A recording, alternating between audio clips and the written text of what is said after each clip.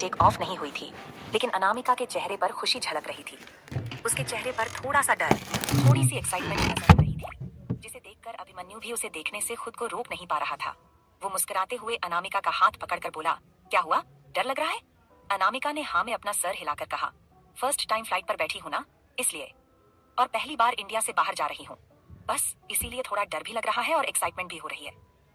तभी अभिमन्यु ने उसे सीट से उठाकर अपनी गोद में बैठाते हुए कहा, डरने की जरूरत नहीं है बच्चा, मैं हूं ना। अनामिका ने अपना सर उसके सीने पर रख दिया और कहा, मुझे ऊंचाई से डर लगता है अभी। तभी अभिमन्यु ने अपने हाथ की पकड़ उसके पेट पर कसते हुए धीरे से उसके कान में कहा, जब फ्लाइट टेक ऑफ हो और तुम्हें डर लगे तो मेरी बाहों में समा जाना। तुम्हें डर नहीं लगेगा, क्योंकि मैं अब तुम्हारी जिंदगी से हर वो डर निकाल दूंगा जिससे तुम्हें डर लगता है। अभिमन्यु की ये बात सुनकर अनामिका उसके सीने से लगकर मुस्कुरा रही थी। तभी अनामिका को एक झटका लगा और प्लेन आगे बढ़कर टेक ऑफ होने लगी। अनामिका ने कसकर अभिमन्यु को पकड़ लिया और उसके सीने में अपना चेहरा छुपा दिया। अभिमन्यु ने बेल्ट दोनों की कमर पर बांध ली थी और अनामिका को कसकर अपनी बाहों में भर रखा था। अनामिका ने उसकी उंगलियों में अपनी उंगलियां फंसा ली थी। अभिमन्यु ने अनामिका के कान में धीरे से कहा, आंखें खोलो और विंडो से बाहर देखो, ये नजारा तुम्हें बहुत खूबसूरत लगेगा। लेकिन अनामिका को डर लग रहा था, इसलिए वो अपनी आंखें ही नहीं खोलना चाहती थी। तभी अभिमन्यु ने अपने अंगूठे से उसके गाल को रब करते हुए कहा, खोलो ना, मैं हूं ना। तभी अनामिका ने धीरे से अपनी आंखें खोली और अभिमन्यु का चेहरा देखा तो अभिमन्यु ने उसका चेहरा घुमाकर विंडो की तरफ कर दिया। अनामिका अभिमन्यु का हाथ कसकर थामे हुए बाहर देख रही थी। धीरे धीरे फ्लाइट ऊपर उड़ने लगी थी और अनामिका को इंसान जमीन पर चींटियों की तरह चलते हुए लग रहे थे। अनामिका ने खुशी से चहकते हुए कहा, अभिमन्यु, मुझे डर नहीं लग रहा, मैं अपनी आंखें खोलकर देख रही हूँ। देखो ना, वो लोग कितने छोटे नजर आ रहे हैं ऊपर से। अनामिका ये सब कहते हुए बहुत खुश लग रही थी। उसके चेहरे पर जो अभी खुशी थी उसे डिस्क्राइब करना नामुमकिन था, और अभिमन्यु के चेहरे पर जो प्यार झलक रहा था उसके लिए भी किसी शब्द में कहना नामुमकिन सा लग रहा था। उन दोनों की मूवमेंट को खराब करने वाला उनके केबिन में कोई नहीं था, क्योंकि अभिमन्यु ने फर्स्ट क्लास केबिन के सारे टिकट्स बुक करवा लिए थे, क्योंकि उसे फ्लाइट वगैरह में किसी के साथ शेयर करना पसंद नहीं था। और उसका प्राइवेट जेट इस वक्त सर्विस के लिए गया हुआ था और अभी उसे इंग्लैंड जाना बहुत ज्यादा जरूरी था, इसलिए उसने फर्स्ट क्लास की सारी सीट जैक से कहकर बुक करवा ली थी। जैक फर्स्ट क्लास में था, लेकिन वो अपनी सीट पर बैठा था और अनामिका और अभिमन्यु जो थे वो फर्स्ट क्लास में बनी केबिन में बैठे थे। वहां किसी को भी ऐसे ही आने की परमिशन नहीं थी। अनामिका ने अभिमन्यु के सीने पर अपना सिर रखते हुए उससे कहा, थैंक यू अभिमन्यु। तुम्हें पता है, जब भी मैं हमारे ऑफिस के टेरेस पर खड़ी होकर बाहर का नजारा देखती थी ना, तो भी मुझे बहुत डर लगता था। ऐसा लगता था कि अगर ऊपर से गिर गई तो मर जाऊंगी। लोग चींटियों की तरह नजर आते थे। ऐसा लगता था कि रास्तों पर लोग नहीं चल रहे हैं, बल्कि चींटियां दौड़ रही हैं।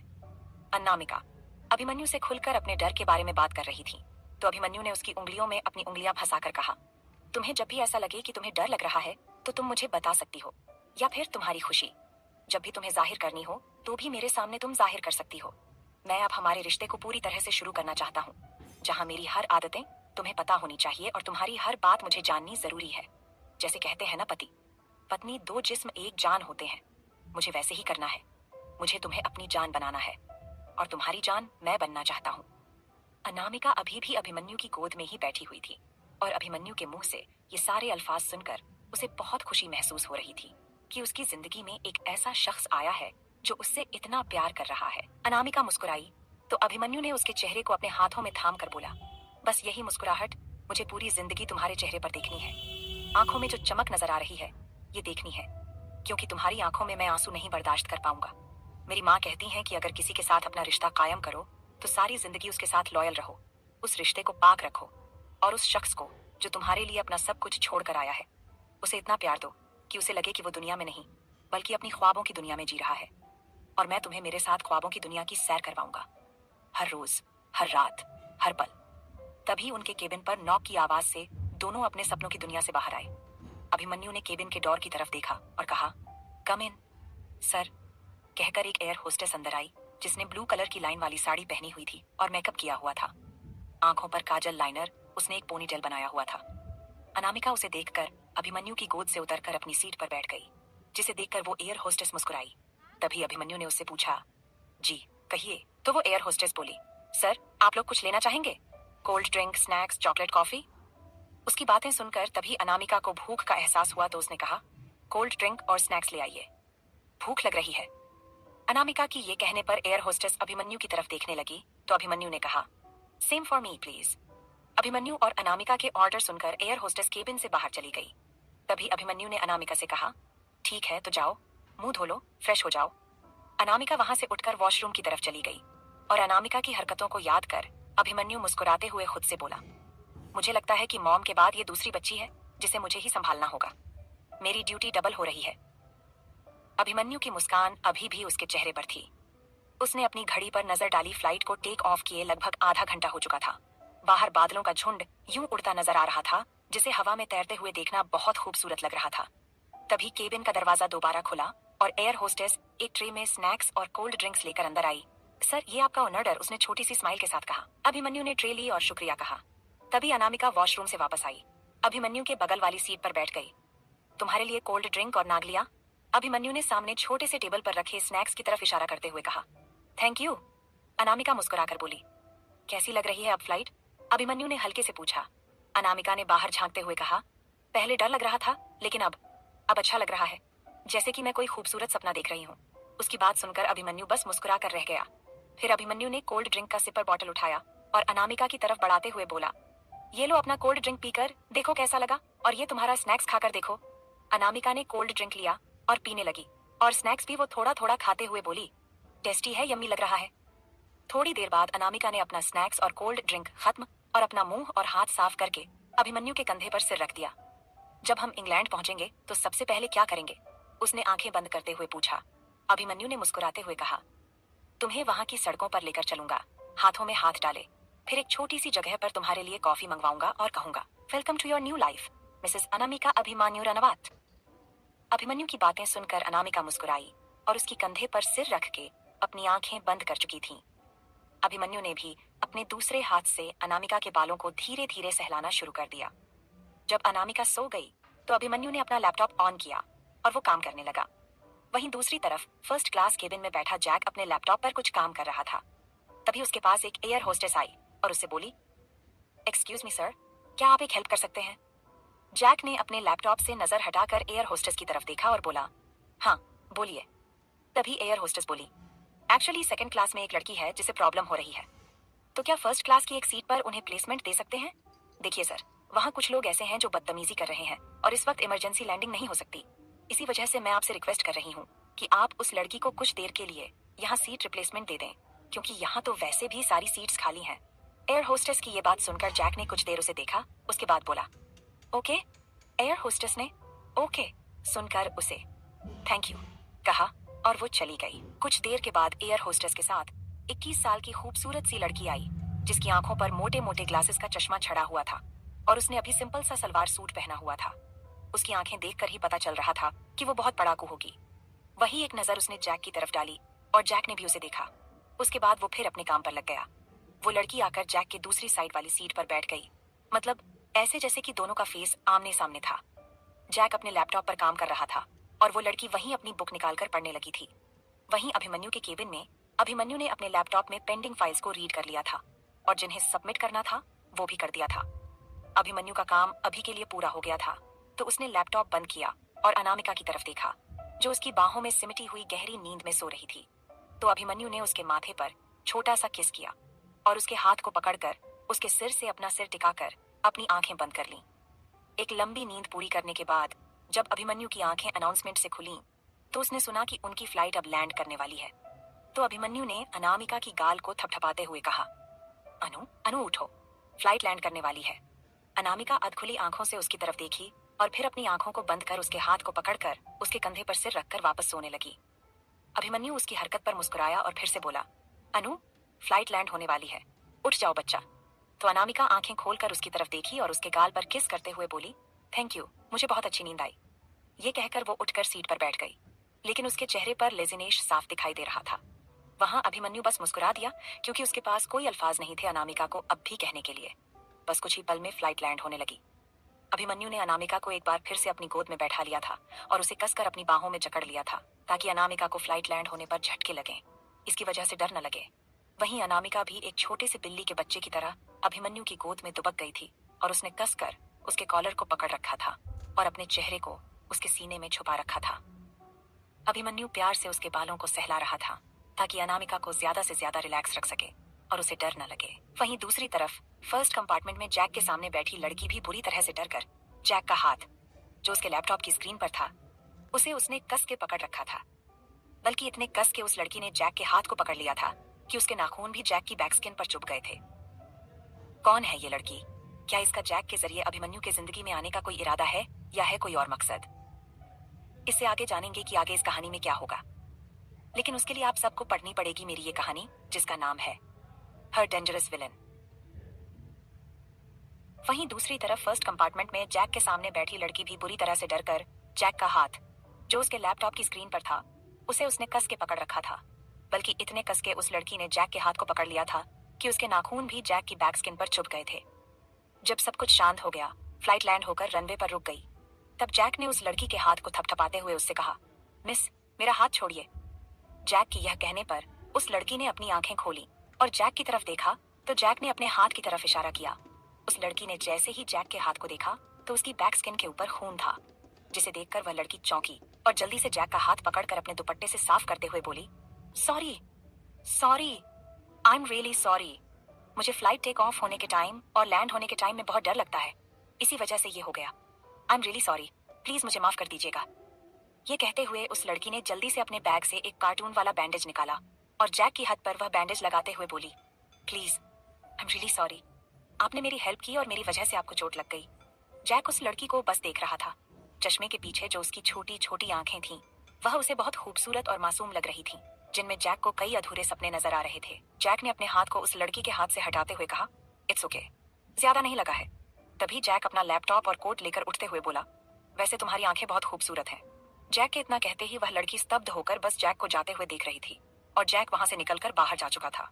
वहीं अब भी अभिमन्यु की गोद में अनामिका थी और वह अनामिका को ब्राइडल स्टाइल में गोद में उठाए प्लेन से नीचे उतर रहा था, क्योंकि अनामिका एक छोटे से बिल्ली के बच्चे की तरह उसकी गोद में चिपकी थी और वह उतरने का नाम ही नहीं ले रही थी। और अभिमन्यु को इससे कोई भी प्रॉब्लम नहीं थी, क्योंकि वह उसकी वाइफ थी और अभिमन्यु के लिए अनामिका का वजन फूल के बराबर था, जैसे वह फूल कितना हल्का है। एयरपोर्ट की सीढ़ियों से नीचे उतरते हुए अभिमन्यु की गोद में अब भी अनामिका थी। उसकी आंखें अभी भी बंद थीं, लेकिन उसके चेहरे पर सुकून था, जैसे पूरी दुनिया से बेखबर वो सिर्फ अपने हस्बैंड की बाहों में महफूज महसूस कर रही हो। अभिमन्यु हर कदम संभल कर रख रहा था, जैसे गोद में कोई नाजुक फूल हो जिसे जरा सी लापरवाही से भी चोट लग सकती है। एयरपोर्ट पर खड़े लोगों की निगाहें उन दोनों पर थीं, लेकिन अभिमन्यु को कोई परवाह नहीं थी उन लोगों की। सर, व्हील चेयर मंगवा दूं? अभिमन्यु के नीचे उतरते ही एक एयरपोर्ट स्टाफ ने पूछा। नहीं, जरूरत नहीं है, मेरी बीवी है, मैं इसे ऐसे ही ले जाना चाहता हूँ, अभिमन्यु ने मुस्कुराते हुए कहा। अनामिका ने हल्के से अपनी आंखें खोली और उसकी नजर अभिमन्यु के अट्रैक्टिव चेहरे पर पड़ी। तुम मुझे ऐसे क्यों ले जा रहे हो? मुझे नीचे भी तो उतार सकते थे। अनामिका ने यह बात अभिमन्यु के कान में कही थी और धीरे से उसने अभिमन्यु के कान को अपने होठों से छू लिया था। क्योंकि तुम मेरी हो और तुम्हें यूं उठाना मुझे अच्छा लगता है, और यह जो अभी हरकत तुमने की है ना, इससे तुम्हें बहुत पछताना पड़ेगा, अभिमन्यु ने नौटी नजरों से अनामिका को देखते हुए कहा। अनामिका के सामने अभिमन्यु का वह क्रूएल रूप नजर ही नहीं आता था।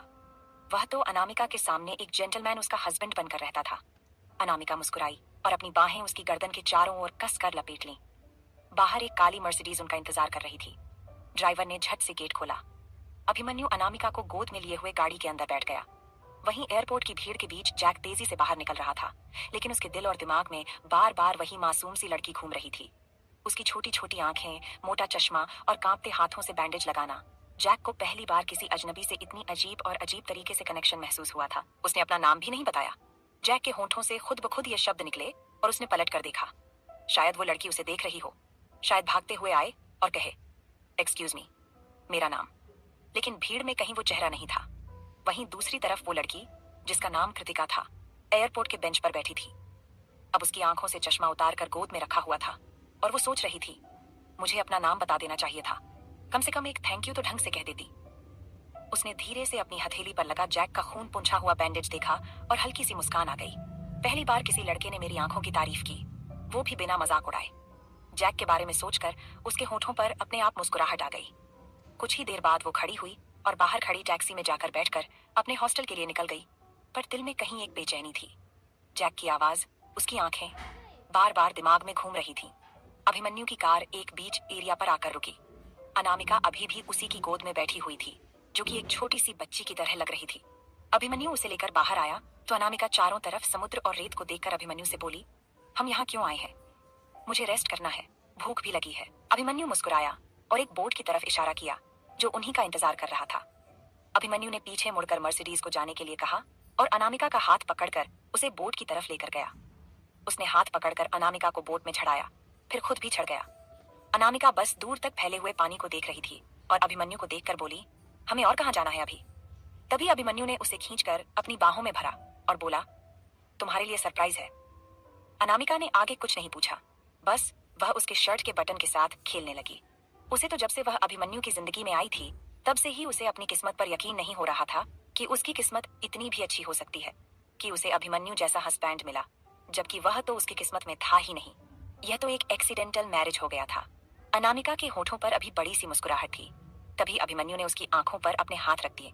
अब बोट रुक चुकी थी और अभिमन्यु अनामिका को उसके कान में बोला, आंखें बंद रखना, खोलना मत। फिर उसने उसे अपनी गोद में उठाया और वह सीढ़ियों से नीचे उतरने लगा। अनामिका को यह तो समझ आ रहा था कि अभिमन्यु सीढ़ियों से नीचे उतर रहा है, लेकिन उसे यह समझ में नहीं आ रहा था कि बीच समंदर में सीढ़ियां कैसे आईं। क्या वह लोग समंदर के किनारे पहुंच गए थे जहां उन्हें जाना था? तभी अभिमन्यु अनामिका को उसकी आंखें खोलने के लिए बोला और उसे अपनी गोद से उतारकर नीचे खड़ा किया।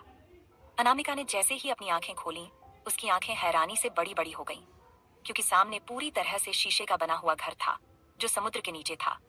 और जहां अभी अभिमन्यु ने अनामिका को उतारा था वह पूरी जगह फूलों से सजा हुआ था। रेड रोज की पंखुड़ियां बिखरी हुई थीं पूरे फ्लोर पर और हर जगह कैंडल्स जले हुए थे और बेड पर पेटल्स फैले हुए थे, जैसे कि उस बेड में गद्दे है ही ना, सिर्फ रोज पेटल्स उनके लिए सजाए गए हों जो उनके लिए गद्दे का काम करेगा। इतना खूबसूरत था कि अनामिका उसे इमेजिन भी नहीं कर सकती थी। और यह घर जो कि समुद्र के नीचे बना था, तो मछलियां जो आसपास तैर रही थीं, वह सब कुछ अनामिका को अपनी आंखों के सामने नजर आ रहा था। सुनहरी मछलियां, काली मछलियां, स्टारफिश, सभी को अनामिका देख रही थी। अनामिका तुरंत जाकर ग्लास वॉल के पास खड़ी हो गई और वह उछालती हुई बोली, अभी यह कितना खूबसूरत है। तभी अभिमन्यु मुस्कुराते हुए, जो अपने दोनों पैंट की पॉकेट पर हाथ डाले खड़ा था, वह अनामिका के पास गया और धीरे से उसके बाल को उसके कंधे पर समेट कर रखने के बाद उसके सूट की डोरी खोलकर बैक पर किस करने लगा, जिससे एक पल के लिए अनामिका की सांस थम सी गई। अनामिका, जो अभी ग्लास वॉल से खूबसूरत मछलियों को देख रही थी और खुश हो रही थी, अभिमन्यु के यूं अचानक आकर उसके गर्दन पर और पीठ पर किस करने से उसकी सांसें थम गईं और वह एकदम से स्ट्रेट खड़ी हो गई। उसके हाथ ग्लास वॉल पर थे और उसकी धड़कनें बढ़ने लगी थीं। वह बिल्कुल सीधे खड़ी थी, हिल तक नहीं पा रही थी और अभिमन्यु धीरे धीरे उसकी पूरी पीठ को किस कर रहा था। उसने अनामिका के पेट पर अपने हाथ रखे और उसे अपने सीने से सटा लिया और उसकी गर्दन पर किस करने लगा। अभिमन्यु धीरे से बोला, क्या हुआ? अनामिका ने बस इतना कहा, गुदगुदी हो रही है। अभिमन्यु मुस्कुराया और उसे आगे घुमाया एक झटके में और ग्लास वॉल से लगाकर उसके बिल्कुल सामने सीधा खड़ा हुआ और उसकी आंखों में देखते हुए बोला, अभी तो यह शुरुआत है। अभी गुदगुदी, करंट और तुम्हारे पेट में तितलियों का उड़ना तो अभी बाकी है। क्या तुम्हें यह सब महसूस होता है जब मैं तुम्हारे करीब आता हूँ? अनामिका ने बस हाँ में अपना सर हिलाया तो उसका माथा अभिमन्यु के होठों से जा लगे। अभिमन्यु ने आंखें बंद करके अनामिका के माथे को चूम लिया, लेकिन उसने इतनी जल्दी अपने होंठ उसके माथे से हटाया नहीं, बल्कि काफी देर तक अपने होठों को उसके माथे से सटाए रखा। अभिमन्यु का ऐसा करना इस बात का सबूत था कि वह अनामिका को पाने के लिए कितना बेसब्र और बेताब है।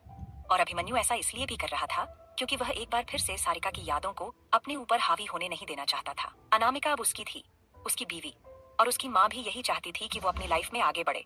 इसलिए अभिमन्यु चाहता था कि अनामिका और उसके बीच की सारी हदें पार कर दे, सारे दीवार को तोड़कर वह अनामिका को पूरी तरह से जिस्म और रूह से अपना बना ले, ताकि सारिका और उसकी यादों को उन दोनों के बीच आने का मौका ही ना मिले।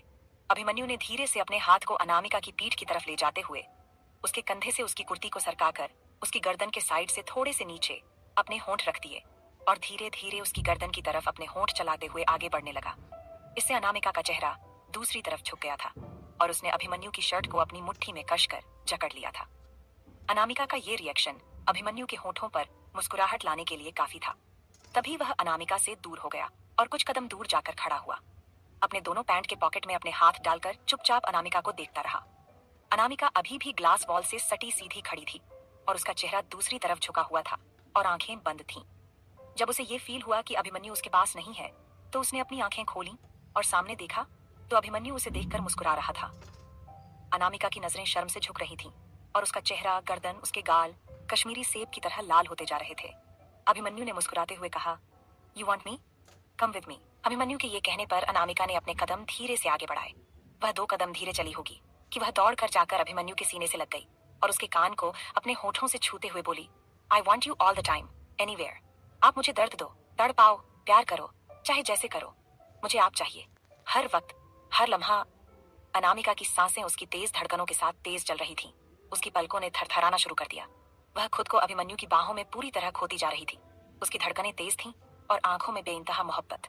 वह पल जैसे किसी फिल्म का सबसे खूबसूरत सीन था जो सिर्फ उनके लिए लिखा गया हो। अभी, अनामिका ने धीरे से पुकारा। अभिमन्यु ने उसकी गर्दन पर अपने होंठ रख दिए और फुसफुसाकर कहा, मैं जानता हूं तुम थकी हो, लेकिन इससे पहले कि तुम रेस्ट करो मैं तुम्हें कुछ देना चाहता हूं, कुछ बहुत खास। अनामिका ने हल्के से आंखें उठाईं। अभिमन्यु ने अपनी पॉकेट से एक छोटा सा वेलवेट बॉक्स निकाला। उसे खोलते ही सामने एक बेहद खूबसूरत डायमंड पेंडेंट निकला, जिसके बीच में ए और ए के स्टार्टिंग अल्फाबेट वर्ड्स जड़े हुए थे। अभिमन्यु एंड अनामिका। ये मेरे लिए? अनामिका की आंखों में चमक नजर आ रही थी, जो शायद अब कभी धुंधली नहीं होती। हाँ, तुम्हारे लिए, क्योंकि तुम मेरी जिंदगी की सबसे कीमती चीज हो। अभिमन्यु ने कहते हुए पेंडेंट उसकी गले में पहना दिया और फिर उसके माथे पर एक सॉफ्ट किस किया और उसके गले में ठीक पेंडेंट के नीचे अपने होंठ रख दिया। अनामिका की आंखों से इस बार आंसू छलक आए। तुम्हें क्या लगता है अनामिका, ये सब मैं बस इसलिए कर रहा हूँ क्योंकि हम एक्सीडेंटल मैरिज में जुड़े हैं? नहीं, मैं तुमसे मोहब्बत करने लगा हूँ, दिल से, जान से, हर उस सांस से जो मैं लेता हूँ। अभिमन्यु ने अपने जज्बात जाहिर किए। अनामिका अब एक पल भी नहीं रुकी। उसने सीधे अभिमन्यु को बाहों में भर लिया और बस इतना ही कह पाई, मैं भी तुमसे उतना ही प्यार करती हूँ जितना तुम मुझसे करते हो। अभिमन्यु के सीने से लगी अनामिका की गर्म सांसें उसके दिल की धड़कनों को तेज कर रही थीं। वह उस पल को थाम लेना चाहता था, रोक लेना चाहता था, जहां सिर्फ वो और अनामिका थे। बाकी दुनिया कहीं बहुत पीछे छूट चुकी थी। अभिमन्यु ने धीरे से अनामिका के बालों को पीछे किया और उसके कान के पास फुसफुसाया, तुम्हारी ये दीवानगी, ये पागलपन मेरा नशा बन चुकी है। अनामिका, तुम खुद नहीं जानती कि जब तुम मेरे करीब आती हो तो मैं खुद को कितना मुश्किल से रोक पाता हूँ। अनामिका की उंगलियां उसकी पीठ पर चलने लगीं, जैसे हर लम्हा उसे महसूस कर लेना चाहती हो।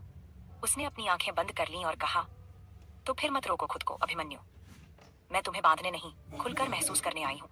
इस बार ना कोई फासला रहेगा, ना कोई डर, सिर्फ मैं और तुम, एक दूजे में सिमटते हुए। अभिमन्यु ने उसका चेहरा अपने हाथों में लिया, उसकी आंखों में देखा, जहां हिचकिचाहटों की जगह अब सिर्फ उसकी होने के इरादे थे। क्या इतनी आसानी से मिलेगी अनामिका को अभिमन्यु की मोहब्बत, या होने वाला है कुछ बहुत बड़ा? इससे आगे जानेंगे कि आगे इस कहानी में क्या होगा, लेकिन उसके लिए आप सबको सुननी पड़ेगी मेरी ये कहानी, जिसका नाम है हर डेंजरस विलन। अनामिका की उंगलियां उसकी पीठ पर चलने लगीं, जैसे हर लम्हा उसे महसूस कर लेना चाहती हो। उसने अपनी आंखें बंद कर लीं और कहा, तो फिर मत रोको खुद को अभिमन्यु, मैं तुम्हें बांधने नहीं, खुलकर महसूस करने आई हूँ। इस बार न कोई फासला रहेगा, न कोई डर, सिर्फ मैं और तुम, एक दूजे में सिमटते हुए। अभिमन्यु ने उसका चेहरा अपने हाथों में लिया, उसकी आंखों में देखा, जहां हिचकिचाहटों की जगह अब सिर्फ उसकी होने के इरादे थे। अनामिका की होंठ कांप रहे थे, पर अब वो डर नहीं था, वो एक मीठी सिहरन थी जो उसके तन और मन दोनों को भिगो रही थी। अभिमन्यु ने उसे अपनी बाहों में उठा लिया और बिस्तर की तरफ बढ़ा। उसकी आंखें हर उस लम्हे को अपने अंदर कैद कर लेना चाहती थीं, जो अब सिर्फ उनका था। अभिमन्यु ने अनामिका को बेड पर लिटाया और उसके दिमाग में ये ख्याल आया कि अनामिका को भूख लगी होगी। तभी उसने अनामिका के गाल को अपने अंगूठे से रब करते हुए कहा, क्या तुम्हें भूख लगी है? कुछ खाना है? मैं खाना बना दूं। अनामिका ने पहले तो अभिमन्यु को घूर कर देखा कि ऐसे लम्हों में उसे खाने की याद आ रही है, जबकि उसे तो अपने प्यार की बारिश में उसे भिगो देना चाहिए था। उसके ऊपर पूरी तरह से अपने प्यार की बारिश करनी चाहिए थी, और ये अभिमन्यु था कि उसे खाने के बारे में पूछ रहा था। अनामिका ने उसके शर्ट की कॉलर को पकड़कर खींचा, उसे अपने ऊपर किया और बोली, मुझे भूख लगी है, लेकिन खाने की नहीं, आपकी। अनामिका हमेशा ओपन माइंडेड थी और उसका ये मानना था कि जब तक आप खुद अपने पार्टनर को अपने दिल में बसे जज्बातों को जाहिर नहीं करोगे, आपका पार्टनर चाहे कितना भी समझने वाला हो, वो उन बातों को नहीं समझ पाएगा जो आपके दिल में बसी हुई हैं। इसलिए उसे सामने से ये चीज बतानी होगी। और अभी अनामिका अभिमन्यु को खुद से दूर जाते हुए नहीं देखना चाहती थी, इसलिए उसने ऐसा कहा। अभिमन्यु पूरी तरह से उसके ऊपर झुका और बोला, सोच लो, कहीं अगर मैं खाना शुरू कर दूं तो तुम पछताओगी। उसकी बातें सुनकर अनामिका बेड पर पूरी तरह से लेट गई और बोली, देखा जाएगा, ये लम्हा मेरी तड़प महसूस करेगा या फिर मेरी मोहब्बत। आप क्या चाहते हो, मैं तड़पूं आपके लिए, या फिर आप मुझे खुद में महसूस करना चाहते हो, अपनी मोहब्बत सौगात में देकर? अभिमन्यु ने अनामिका की नाक को किस करते हुए कहा, मैं पूरा का पूरा तुम्हारा हूँ, जो चाहे मेरे साथ कर लो।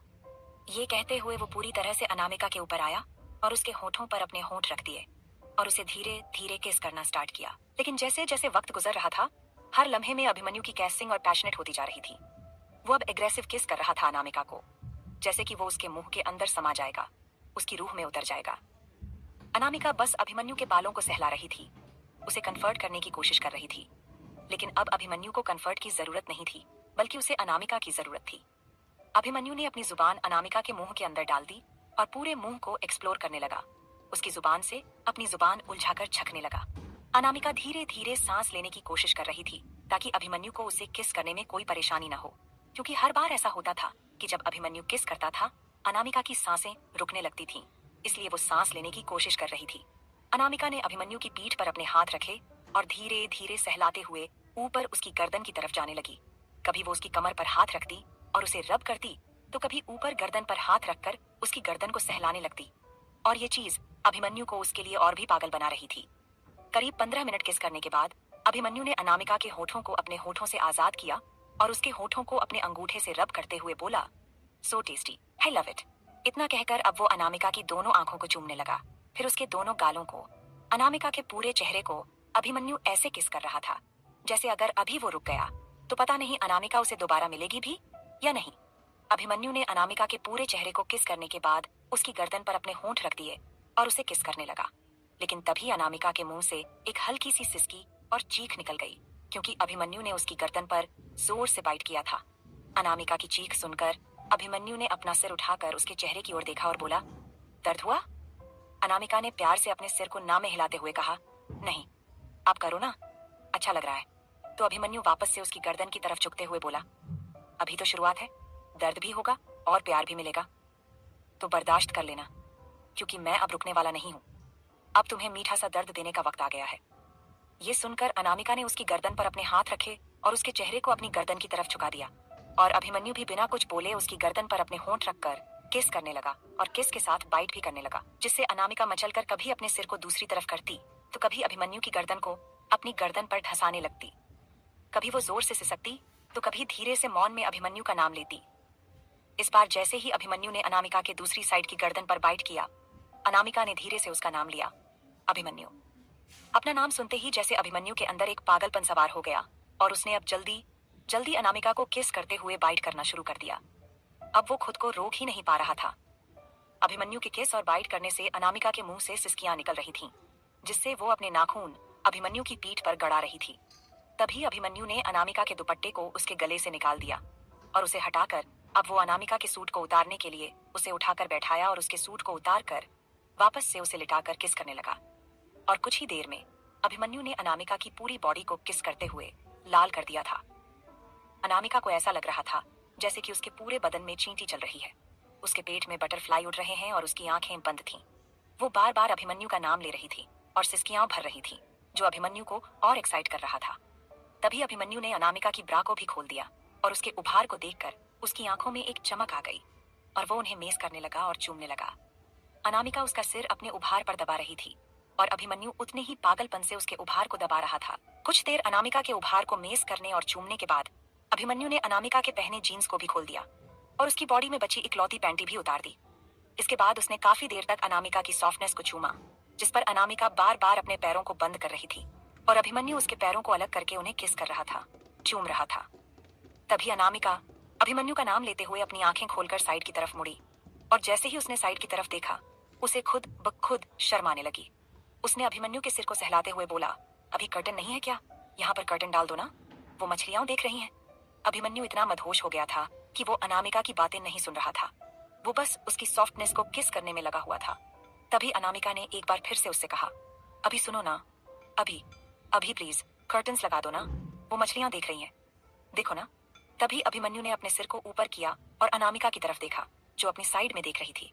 तभी अभिमन्यु ने अनामिका की नजरों का पीछा किया और उस तरफ देखा तो उसके भी होठों पर मुस्कुराहट आ गई और वो अनामिका के ऊपर आया और उससे बोला, हमें देखकर उनका भी मूड बन गया, करने दो उन्हें भी प्यार।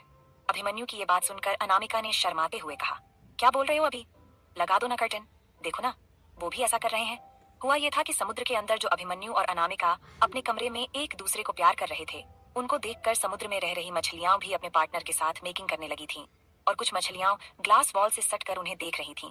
और यही चीज अनामिका को बहुत एम्बैरेसिंग फील करवा रही थी। तभी अभिमन्यु ने अनामिका के एक गाल को अपने अंगूठे से रब करते हुए कहा, कर्टन लगा दूं? अनामिका ने मछलियों की तरफ देखकर अपने सिर को हाँ में हिलाया तो अभिमन्यु ने बेड की साइड टेबल पर रखे रिमोट को उठाया और एक बटन प्रेस किया, जिससे सारे ग्लास वॉल पर पिंक कलर के कर्टन्स लग गए। कर्टन लगने के बाद अभिमन्यु ने अनामिका को उठाया और अपनी गोद में बैठा लिया और उसकी क्लीवेज पर किस करते हुए बोला, अब ठीक है, अब मेरे शर्ट उतारो। अनामिका अभिमन्यु को देख रही थी तो अभिमन्यु ने कहा, मैंने तुम्हारे उतारे ना, तो चलो अब तुम मेरे भी उतारो। अभिमन्यु अब बिल्कुल भी वैसा अभिमन्यु नहीं लग रहा था जिसे अनामिका इतने दिनों से देख रही थी, बल्कि अभिमन्यु एक अलग ही शख्स बन गया था। अनामिका ने अभिमन्यु के कहने पर उसकी शर्ट के बटन खोलने शुरू कर दिए। अभी अनामिका ने शर्ट के 3 बटन ही खोले होंगे कि अभिमन्यु का चेस्ट रिवील होने लगा। उसे देखकर अनामिका की सांसें गर्म होने लगीं। उसने एक और बटन खोला और अभिमन्यु की मस्कुलर चेस्ट पर अपने होंठ रख दिए। वहीं अभिमन्यु के हाथ अनामिका के हिप्स पर थे और वो उन्हें मेज कर रहा था, जिससे अनामिका के मुंह से सिसकियां निकल रही थीं और वो बेतहाशा अभिमन्यु की चेस्ट को किस कर रही थी। तभी उसने चेस्ट पर बाइट किया तो अभिमन्यु मुस्कुरा उठा और उसने कहा, बदला ले रही हो अभी जो मैंने तुम्हें बाइट किया था? अनामिका मुस्कुराते हुए बोली, बदला नहीं, लव कर रही हूँ, लव बाइट दे रही हूँ आपको। ये कहते हुए अनामिका वापस से उसकी चेस्ट पर किस करने लगी और उसने कस के बाइट किया तो अभिमन्यु ने अनामिका को कस के अपनी बाहों में भरते हुए कहा, अनु बेबी, उतना ही बाइट करना जितना तुम बर्दाश्त कर सको। अभिमन्यु के ये कहते ही जस्ट उसके मुंह से जोर से चीख निकली। उसने देखा तो अनामिका ने उसके सीने पर उसके निप्पल के पास जोर से बाइट किया था। अनामिका बेशर्मी से उसे देखकर मुस्कुरा रही थी। तभी अनामिका उसकी गोद से ऊपर उठी और उसके चेहरे को अपने सीने पर रखते हुए बोली, आप पर मेरा हक है, जो चाहे करूं, काटूं, खाऊं या आपको नोच डालूं, जो करना है वो करूंगी। आप रोक कर दिखाओ, और आप मुझे खाना चाहते हो ना तो खा जाओ, नहीं रोकूंगी। अनामिका की ये कहने पर अभिमन्यु ने झट से उसे बेड पर गिराया और उसके ऊपर आते हुए बोला, तो खा जाऊं ना तुम्हें। अनामिका मुस्कुराई और उसके शर्ट की कॉलर को पकड़कर अपनी तरफ खींचा और उसके होठों पर अपने होंठ रख दिए। अभिमन्यु उसके होठों को किस कर रहा था और अनामिका अपने दोनों हाथ उसके गले में डालकर उसके गले और बालों को सहला रही थी। अब दोनों का किस इतना पैशनेट हो गया था कि दोनों मदहोशी से एक दूसरे में खोने लगे थे। अभिमन्यु अनामिका को किस करते हुए अपने शर्ट के बचे हुए बटन खोलने लगा और बटन खोलने के बाद उसने अपने शर्ट को उतारकर एक साइड फेंक दिया। उसके बाद उसने अनामिका के हाथ को उठाकर अपने सीने पर रखा, जिससे अनामिका एक ठंडी सांस भरते हुए अभिमन्यु से बोली, you look so hot hubby. Anamika की ये कहने पर अभिमन्यु ने उसके चिन्ह पर किस करते हुए कहा, and you are so sexy wifey. अब अभिमन्यु डाउन जा रहा था। जब वो अनामिका के थाइज के पास आया तो उसने उसके पैरों को सेपरेट किया और एक बार फिर से उसकी सॉफ्टनेस को किस करने लगा और उसके दोनों हाथ ऊपर उसके उभार को रब कर रहे थे। अनामिका के हाथ भी अभिमन्यु के हाथ के ऊपर थे, जैसे कि वो अभिमन्यु के हाथ से अपने उभार को रब करवा रही हो। दोनों पूरी तरह से एक्साइटेड हो चुके थे। तभी अभिमन्यु को ऐसा लगा जैसे अनामिका की बॉडी पूरी तरह से अकड़ चुकी है। अनामिका ने अभिमन्यु के सर को अपने सॉफ्टनेस पर दबाते हुए कहा, ओह अभी प्लीज प्लीज ऐसे ही करते रहो। अभिमन्यु ने अपनी मूवमेंट को तेज कर दिया। अचानक अनामिका की एक चीख निकली और वो पूरी तरह से बेड पर लस्ट हो गई। तभी अभिमन्यु ने अपनी पैंट खोली और अनामिका के ऊपर आते हुए बोला, क्या हुआ वाइफी, आगे कंटिन्यू नहीं करना है क्या? बस इतने में ही हार मान गई? लेकिन अब क्या करूं, मुझसे बर्दाश्त नहीं हो रहा। ये कहते हुए अभिमन्यु ने अपने हार्डनेस को धीरे धीरे करके अनामिका के सॉफ्टनेस पर इंटर करना शुरू किया, जिससे अनामिका के मुंह से जोर से चीख निकली और उसकी आंखों से आंसू निकलने लगे। अनामिका ने दोनों हाथों की मुट्ठी में चादर को कस लिया। उसने आंखें बंद की और अभिमन्यु से कहा, अभी बहुत दर्द कर रहा है, प्लीज बाहर निकालो। लेकिन अभिमन्यु ने अभी कोई मूवमेंट नहीं की थी। वो चुपचाप अनामिका के ऊपर लेटा रहा और उसके पूरे चेहरे को किस करना शुरू कर दिया।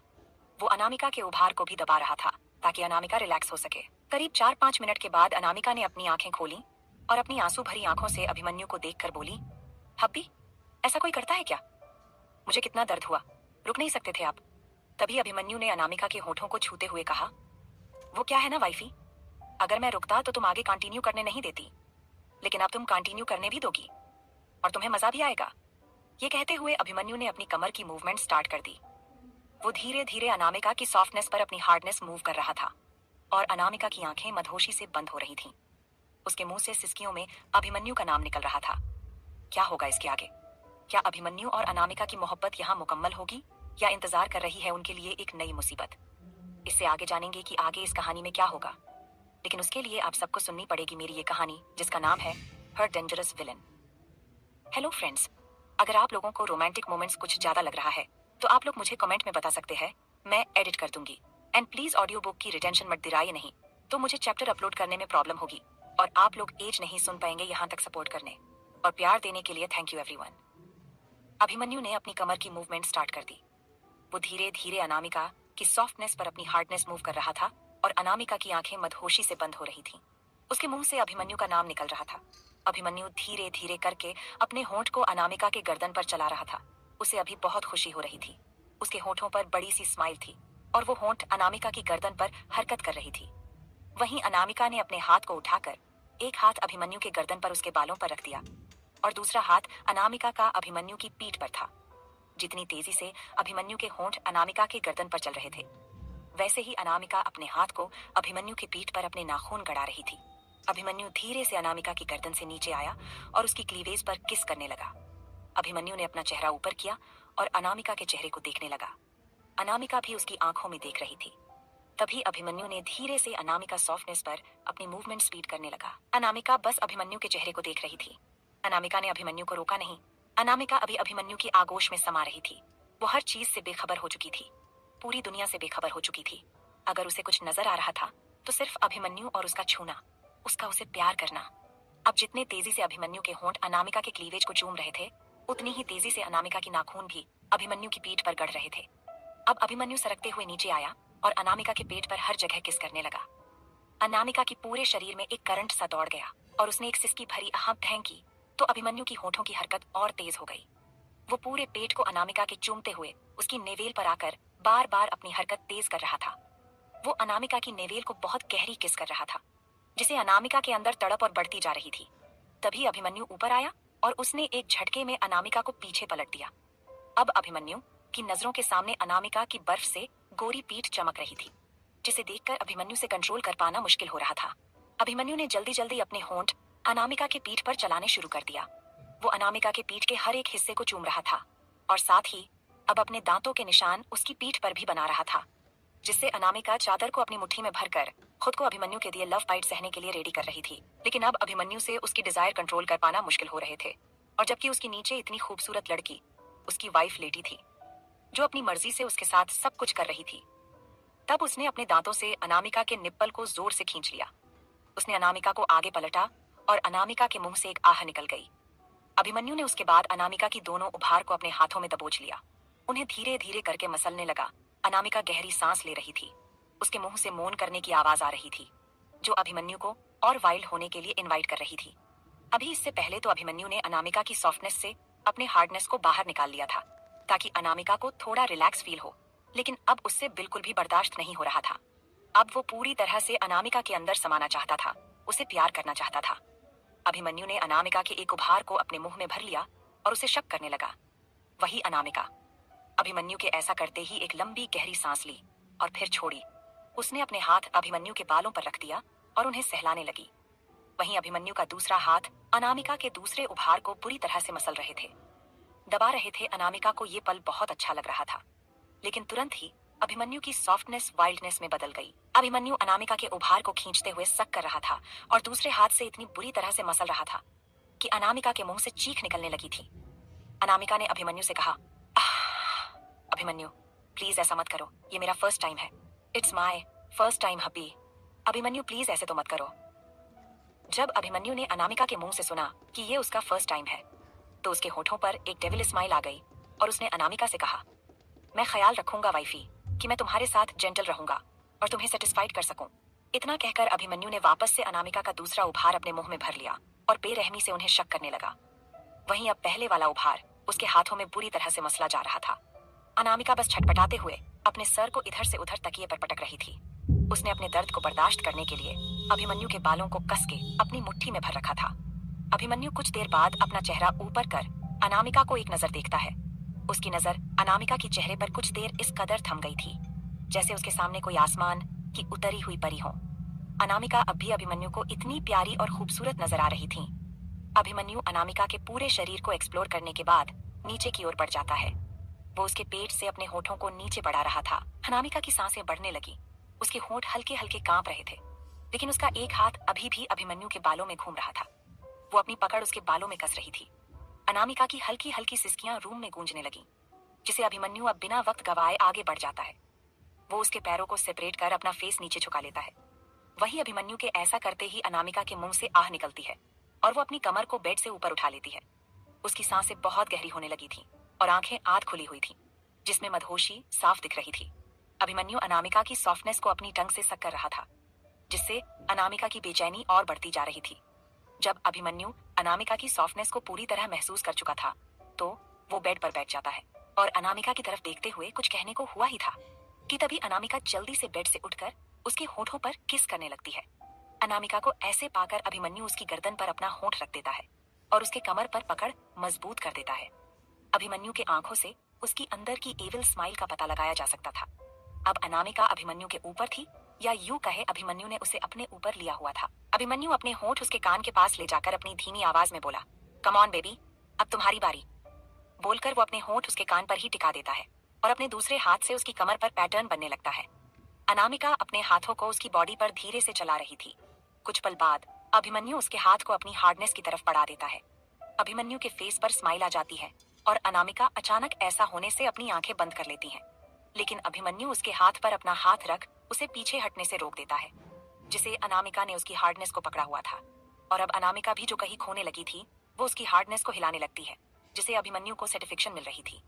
उसके चेहरे पर हल्की सी मुस्कान थी। अनामिका मदहोशी में धीरे धीरे आगे बढ़ने लगी थी। अनामिका को पता ही नहीं चला कब वो अभिमन्यु के हार्डनेस को सक करते हुए उसके एब्स पर किस कर रही थी, जिससे अभिमन्यु की आंखें ऊपर होने लगी थीं।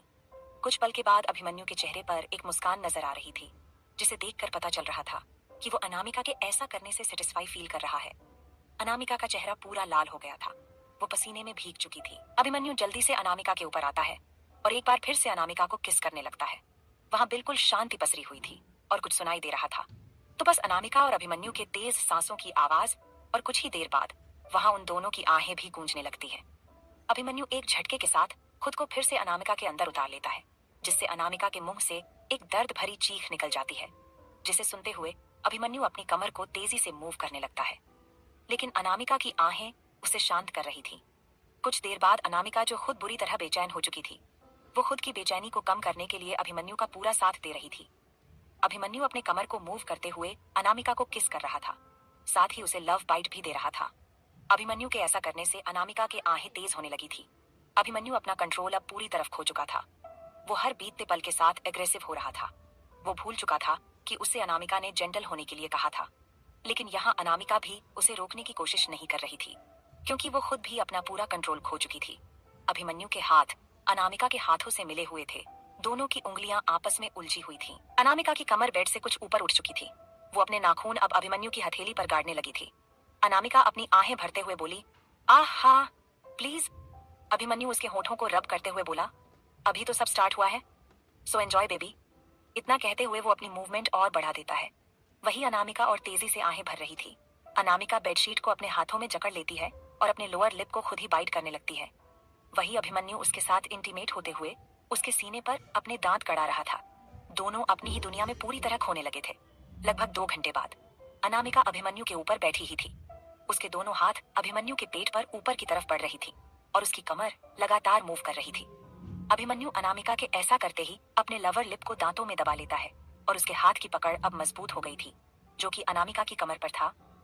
अनामिका मूव करते हुए अपने सिर को ऊपर कर सांसें लेते हुए अपनी सॉफ्टनेस के अंदर उसकी हार्डनेस को फील कर रही थी।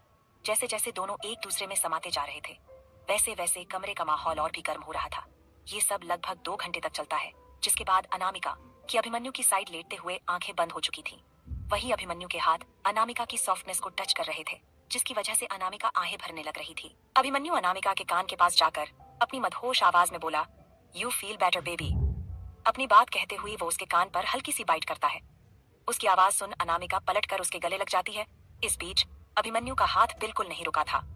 अभिमन्यु के चेहरे पर तिरछी मुस्कान आ चुकी थी। वो अब अपने हाथ को दूर करते हुए अनामिका से लिपट जाता है। अनामिका, जो कब की सो गई थी, उसे पता ही नहीं चला। अभिमन्यु कुछ देर सीलिंग को देखता रहा और ऐसे ही उसकी भी आंख लग गई। अनामिका की सांस भारी होने लगी थी और उसके सांसें अभिमन्यु के खुले सीने पर महसूस हो रहा था उसे। जब अभिमन्यु ने अनामिका का चेहरा देखा तो उसे ये समझ आया कि अनामिका गहरी नींद में सो रही है। अभिमन्यु ने अनामिका को अपने ऊपर से उतारकर बेड पर लिटाया और उसका सिर आहिस्ते से पिल्लो पर रखा और उसके माथे को चूमते हुए बोला, आई एम सॉरी बच्चा, तुम्हें इतना थका देने के लिए।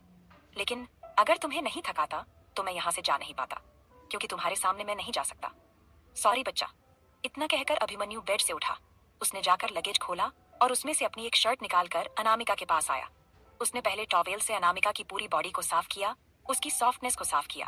उसके बाद उसे अपनी शर्ट पहनाकर उसने एक बार फिर से अनामिका के माथे को चूमते हुए कहा, मैं जल्दी आने की कोशिश करूंगा, तुम्हारे उठने से पहले। इतना कहकर अभिमन्यु जल्दी से बाथरूम में गया। उसने शॉवर लिया और कुछ ही मिनटों में वो बाहर आया। उसने जल्दी से अपने कपड़े चेंज किए और कमरे से बाहर चला गया। वो ऊपर आया तो चारों तरफ समुद्र और समुद्र की फैली हुई नजारें दिख रही थीं। उसने बोर्ड के वायर को खींचा और बोर्ड के स्टार्ट होते ही वहां से चला गया। अनामिका अभी अकेली ग्लास हाउस में बेड पर सो रही थी। उसे इस बात का अंदाजा तक नहीं था कि उसका पति अभिमन्यु उसे इतना प्यार करने के बाद उसे सोता हुआ छोड़कर कहीं चला गया था। वहीं दूसरी तरफ जब अभिमन्यु समुद्र के किनारे पहुंचा तो वहां पहले से ही जैक उसका इंतजार कर रहा था। तभी अभिमन्यु ने कहा, हमें अपना काम जल्दी करके निकलना होगा, अनामिका को मैं अकेला छोड़कर आया हूँ। तभी जैक ने कहा, तो फिर आप मुझे इन्फॉर्म कर देते, मैं काम शुरू कर देता। आपको उन्हें छोड़कर आने की क्या जरूरत थी? इससे आगे जानेंगे कि आगे इस कहानी में क्या होगा, लेकिन उसके लिए आप सबको सुननी पड़ेगी मेरी ये कहानी, जिसका नाम है हर डेंजरस विलन। वहीं दूसरी तरफ जब अभिमन्यु समुद्र के किनारे पहुंचा तो वहां पहले से ही जैक उसका इंतजार कर रहा था। तभी अभिमन्यु ने कहा, हमें अपना काम जल्दी करके निकलना होगा, अनामिका को मैं अकेला छोड़कर आया हूँ। तभी जैक ने कहा, तो फिर आप मुझे इन्फॉर्म कर देते, मैं काम शुरू कर देता। आपको उन्हें छोड़कर आने की क्या जरूरत थी? तभी अभिमन्यु ने कहा, उन लोगों ने हमारी जगह पर चोरी करने की कोशिश की है और उन्हें इस बात का अच्छी तरह से अंदाजा था कि मैं कितना क्रूएल हो सकता हूँ।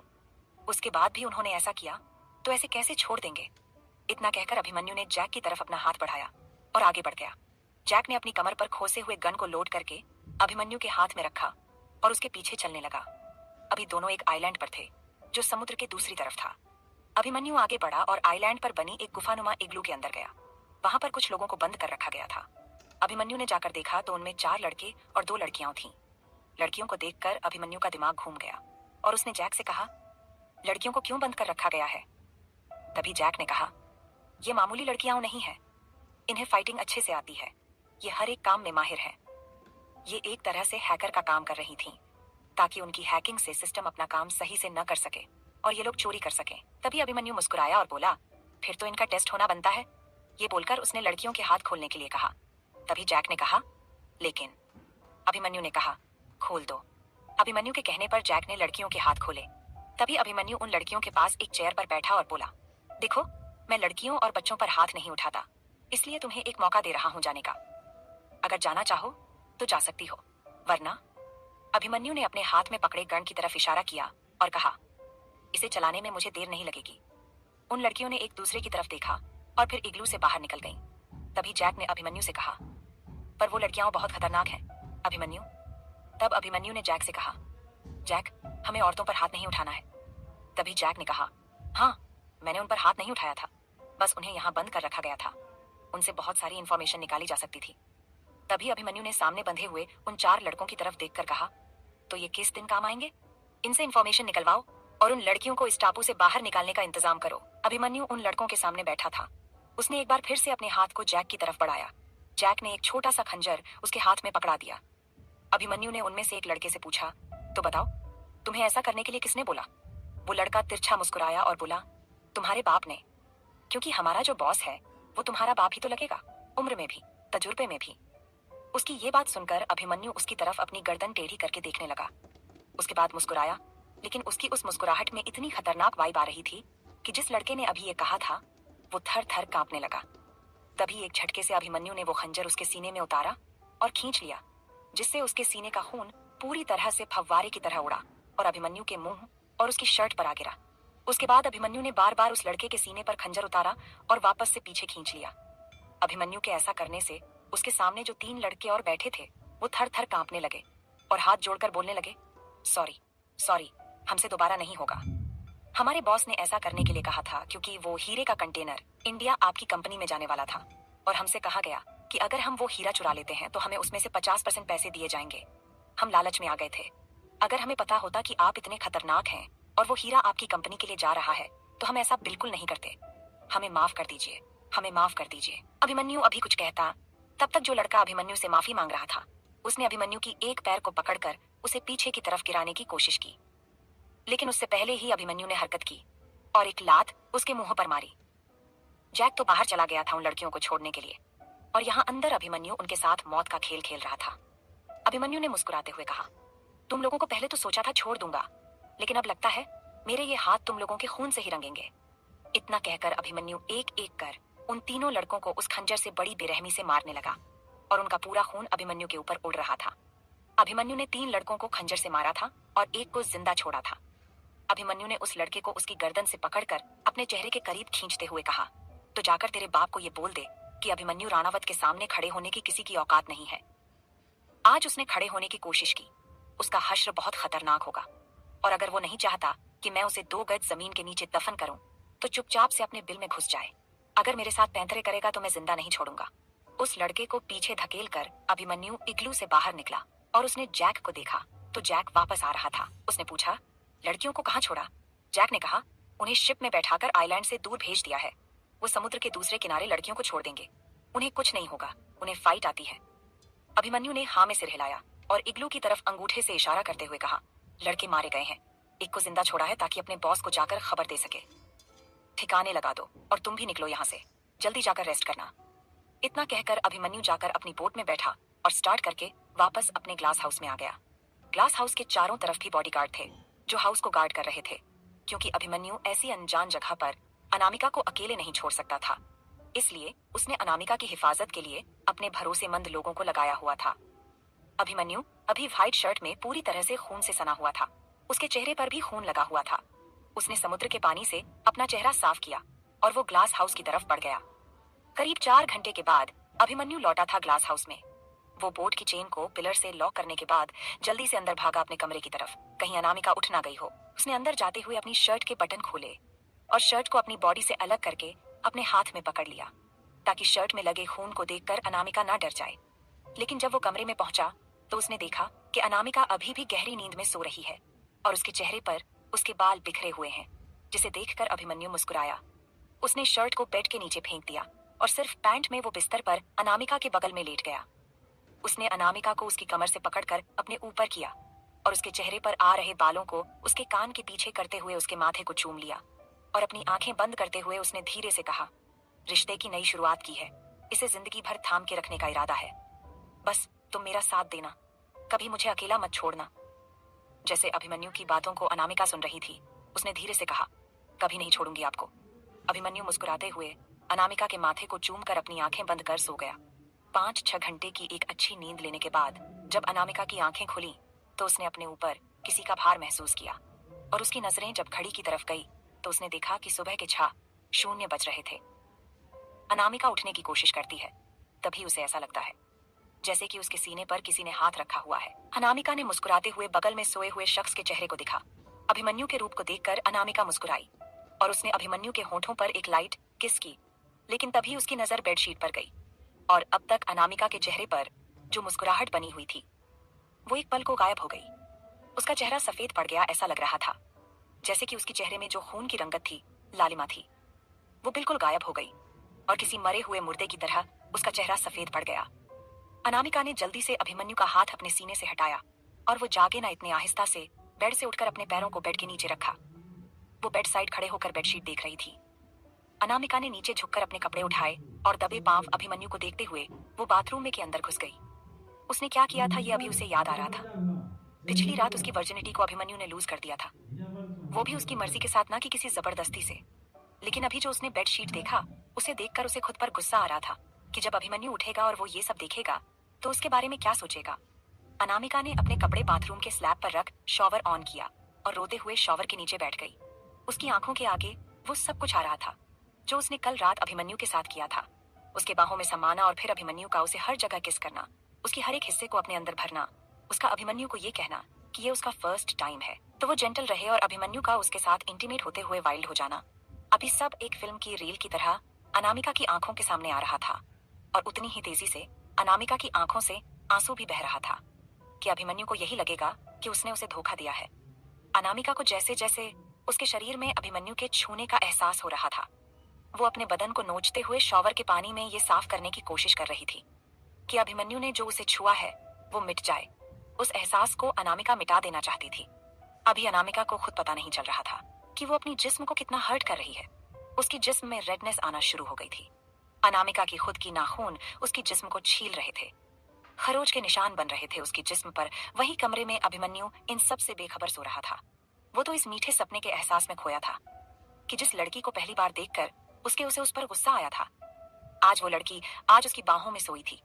लेकिन उसे अपनी बाहें खालीपन सा महसूस हुआ तो उसकी आंखें खुल गईं। उसने अपने बगल में देखा तो अनामिका वहां नहीं थी। उसने अनामिका जी साइड सोई हुई थी। उस तरफ हाथ फेरा तो बिस्तर पर वो हिस्सा उसके जिस्म के गर्माहट का अभी भी एहसास दिला रहा था। तो उसे पता चला कि अनामिका अभी अभी ही उठी है। उसने कमरे की तरफ देखा तो डोर अंदर से ही लॉक था। मतलब अनामिका कमरे से बाहर नहीं गई है, बाथरूम में गई है। ये सोचकर अभिमन्यु उठा और वो बाथरूम के पास आया। उसने जैसे ही नॉक करना चाहा तो बाथरूम का दरवाजा खुला मिला। वो शरारत करने की मूड में बाथरूम के अंदर चला गया। लेकिन जब उसने अंदर अनामिका की हरकतें, उसकी आंखों को आंसुओं से भरा हुआ देखा तो जल्दी से उसके पास गया और उसके हाथों को पकड़ते हुए उससे बोला, अनामिका ये क्या हरकत कर रही हो? तुम खुद को क्यों हर्ट कर रही हो? देखो, तुम्हारे हाथ देखो, पीठ देखो, पूरी तरह से जख्म हो गया है, खून निकल रहे हैं। क्यों कर रही हो ऐसा? क्या हुआ है? अभिमन्यु के इस तरह सवाल करने से और उसे अपने पास वापस से आते हुए देखकर अनामिका को गुस्सा आ गया। जैसे ही अर्जुन ने ये देखा कि अनामिका खुद को हर्ट कर रही है, उसकी पूरी बॉडी छिल गई है और नाखून के निशान से ब्लड आ रहा है, अभिमन्यु जल्दी से जाकर अनामिका के सामने बैठा और उसके कंधे को पकड़ते हुए बोला, अनु, ये सब क्या है? क्या हुआ बच्चा? बोलो, तुम ऐसा क्यों कर रही हो? अनामिका आंसू भरी आंखों से अभिमन्यु को देख रही थी। उसने उसके हाथ जो उसके कंधे पर रखे थे उन्हें हटाते हुए कहा, दूर रहिए मुझसे, दूर रहिए आप। अभी आप ये पूछ रहे हो कि क्या हुआ है। जब आप जानोगे कि क्या हुआ है तो आप मुझे छोड़ दोगे। आप मेरे साथ नहीं रहोगे। आप मुझे एक कैरेक्टरलेस लड़की समझोगे। अनामिका की ये बात सुनकर अभिमन्यु को कुछ समझ में नहीं आया कि वो उसे क्यों छोड़ेगा, क्यों वो उसे एक कैरेक्टरलेस लड़की समझेगा। तभी अभिमन्यु ने उसकी बात काटते हुए झुंझलाकर पूछा, क्या बोले जा रही हो? इसका कोई सेंस है? मैं तुम्हें क्यों छोड़ूंगा? हम मैरिड हैं, कल हमने अपनी फर्स्ट नाइट स्पेंड की है और अभी तुम ये कह रही हो कि मैं तुम्हें छोड़ दूंगा? क्यों छोड़ूंगा? और तुम्हें हुआ क्या है? मेरे पास थी, मेरी बाहों में थी, तब तो तुम्हें ऐसा कुछ नहीं लगा। फिर अभी क्यों ऐसा लग रहा है? क्यों ऐसी हरकतें कर रही हो तुम? ये क्यों कह रही हो कि मैं तुम्हें अपनी वाइफ को कैरेक्टरलेस समझूंगा? तभी अनामिका रोते हुए बोली, अभिमन्यु, मैं वर्जिन नहीं हूँ। जैसे ही अनामिका के मुंह से ये निकला कि वो वर्जिन नहीं है, अभिमन्यु शॉक्ड होकर उसे देख रहा था, जैसे किसी ने उसे 440 वोल्ट का झटका दे दिया हो। तुम्हारा क्या मतलब है अनामिका कि तुम वर्जिन नहीं हो? क्या बोल रही हो तुम? तुम्हें पता है तुम क्या कह रही हो? इससे आगे जानेंगे कि आगे इस कहानी में क्या होगा, लेकिन उसके लिए आप सबको सुननी पड़ेगी मेरी ये कहानी, जिसका नाम है हर डेंजरस विलन। जैसे ही अनामिका के मुंह से ये निकला कि वो वर्जिन नहीं है, अभिमन्यु शॉक्ड होकर उसे देख रहा था, जैसे किसी ने उसे 440 वोल्ट का झटका दे दिया हो। तुम्हारा क्या मतलब है कि तुम वर्जिन नहीं हो? क्या बोल रही हो तुम? तुम्हें पता है तुम क्या कह रही हो? अपने बैक हथेली से अपने गालों को रगड़कर आंसू पोंछते हुए अनामिका बोली, मैं वर्जिन नहीं हूँ। लेकिन मेरे साथ कब क्या हुआ मुझे नहीं पता। हम कल रात को इंटीमेट हुए ना, तो मेरी वजाइना से ब्लड आना चाहिए था, जो कि एक वर्जिन लड़की के साथ पहली बार इंटीमेट होने पर आता है। लेकिन मुझे नहीं पता कि मेरे साथ क्या हुआ, कब हुआ। आपके साथ इंटीमेट होने पर ब्लड नहीं आया। हम पूरी रात कल इंटीमेट होते रहे, लेकिन सुबह जब मैंने बेड पर देखा तो वहां ब्लड के निशान नहीं थे। ऐसे में आपको ये लगेगा ना कि पता नहीं मैंने कितनों के साथ। ये कहते कहते अनामिका के अल्फाज उसके मुंह में ही रह गए, क्योंकि अभिमन्यु ने कस के उसके मुंह को अपने हाथ से दबा दिया था। अभिमन्यु की आंखों में इस वक्त बहुत ज्यादा गुस्सा था और वो अनामिका को इस कदर अपनी लाल आंखों से घूर रहा था कि अनामिका को ऐसा लगा जैसे अभिमन्यु की आंखों से ही उसके जिस्म में छेद हो जाएंगे, जैसे उसकी आंखों से कोई रेस निकलकर अनामिका की बॉडी में घुस रहा हो। अनामिका उसकी आंखों में देखने की हिम्मत भी नहीं कर पा रही थी।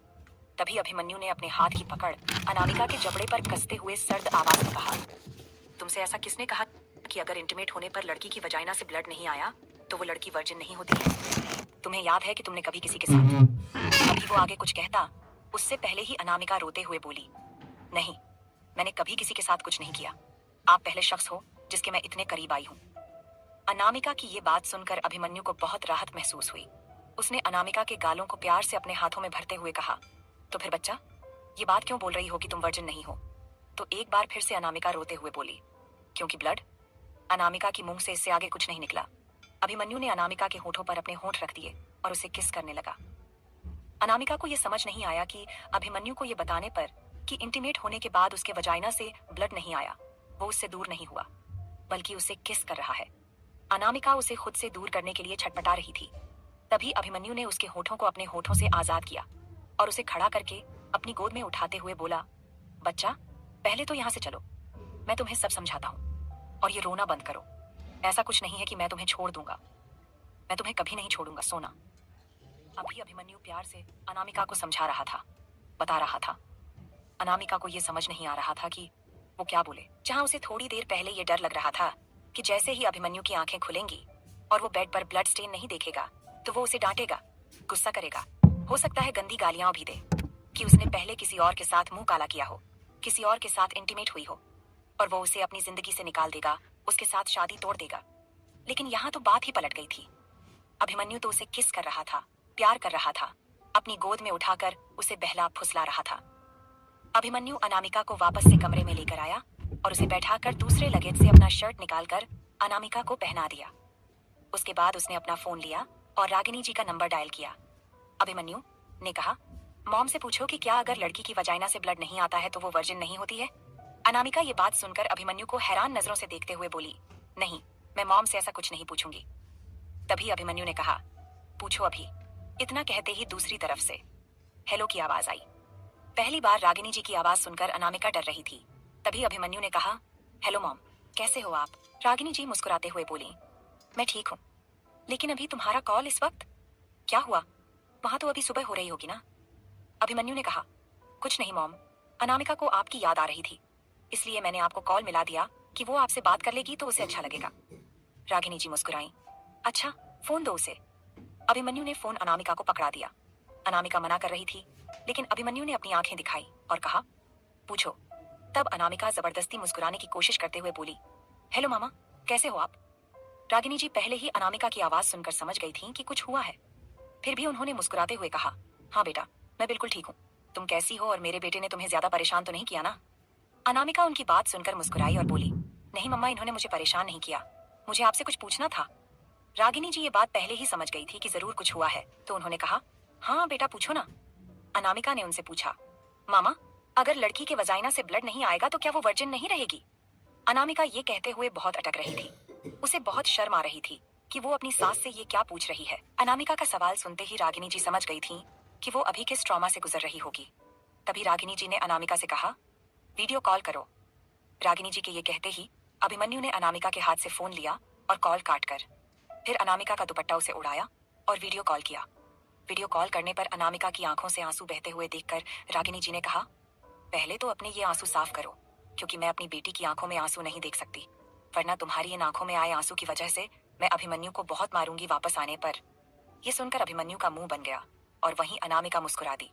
उसे मुस्कुराते देख अभिमन्यु ने कहा, मेरी पिटाई की बात सुनकर तुम्हारे होंठों मुस्कान आ रही है, बहुत अच्छे। रागिनी जी ने अनामिका को समझाते हुए कहा, देखो बेटा, ये जरूरी नहीं है कि अगर वजाइना से ब्लड ना आए तो लड़की वर्जिन नहीं होती, क्योंकि वजाइना की जो सिल होती है वो बहुत पतली परत की होती है और ये कभी भी टूट सकती है। जैसे कि भारत में जो लड़कियां ज्यादा उछल कूद करती हैं, खेलती हैं, उन लड़कियों की वजाइना सील कभी भी टूट सकती है। वो सील इतनी पतली होती है ना कि ज्यादा प्रेशर वो हैंडल नहीं कर पाती और ऐसे में वो टूट जाती है और कभी कभी उसमें से थोड़ा सा ब्लड आ जाता है। इसलिए वर्जिनिटी और ब्लड की कोई सिमिलैरिटी नहीं है। हाँ, कुछ लोगों की मानसिकता है कि अगर लड़की की वेजाइना से ब्लड नहीं आया तो वो वर्जिन नहीं है, लेकिन ये सिर्फ एक प्राकृतिक घटना है।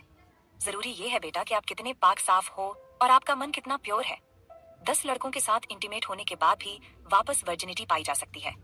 आज साइंस इतनी आगे बढ़ गई है, कल किसी और को दिखाने के लिए वर्जिनिटी ऑपरेशन भी करवाया जा सकता है।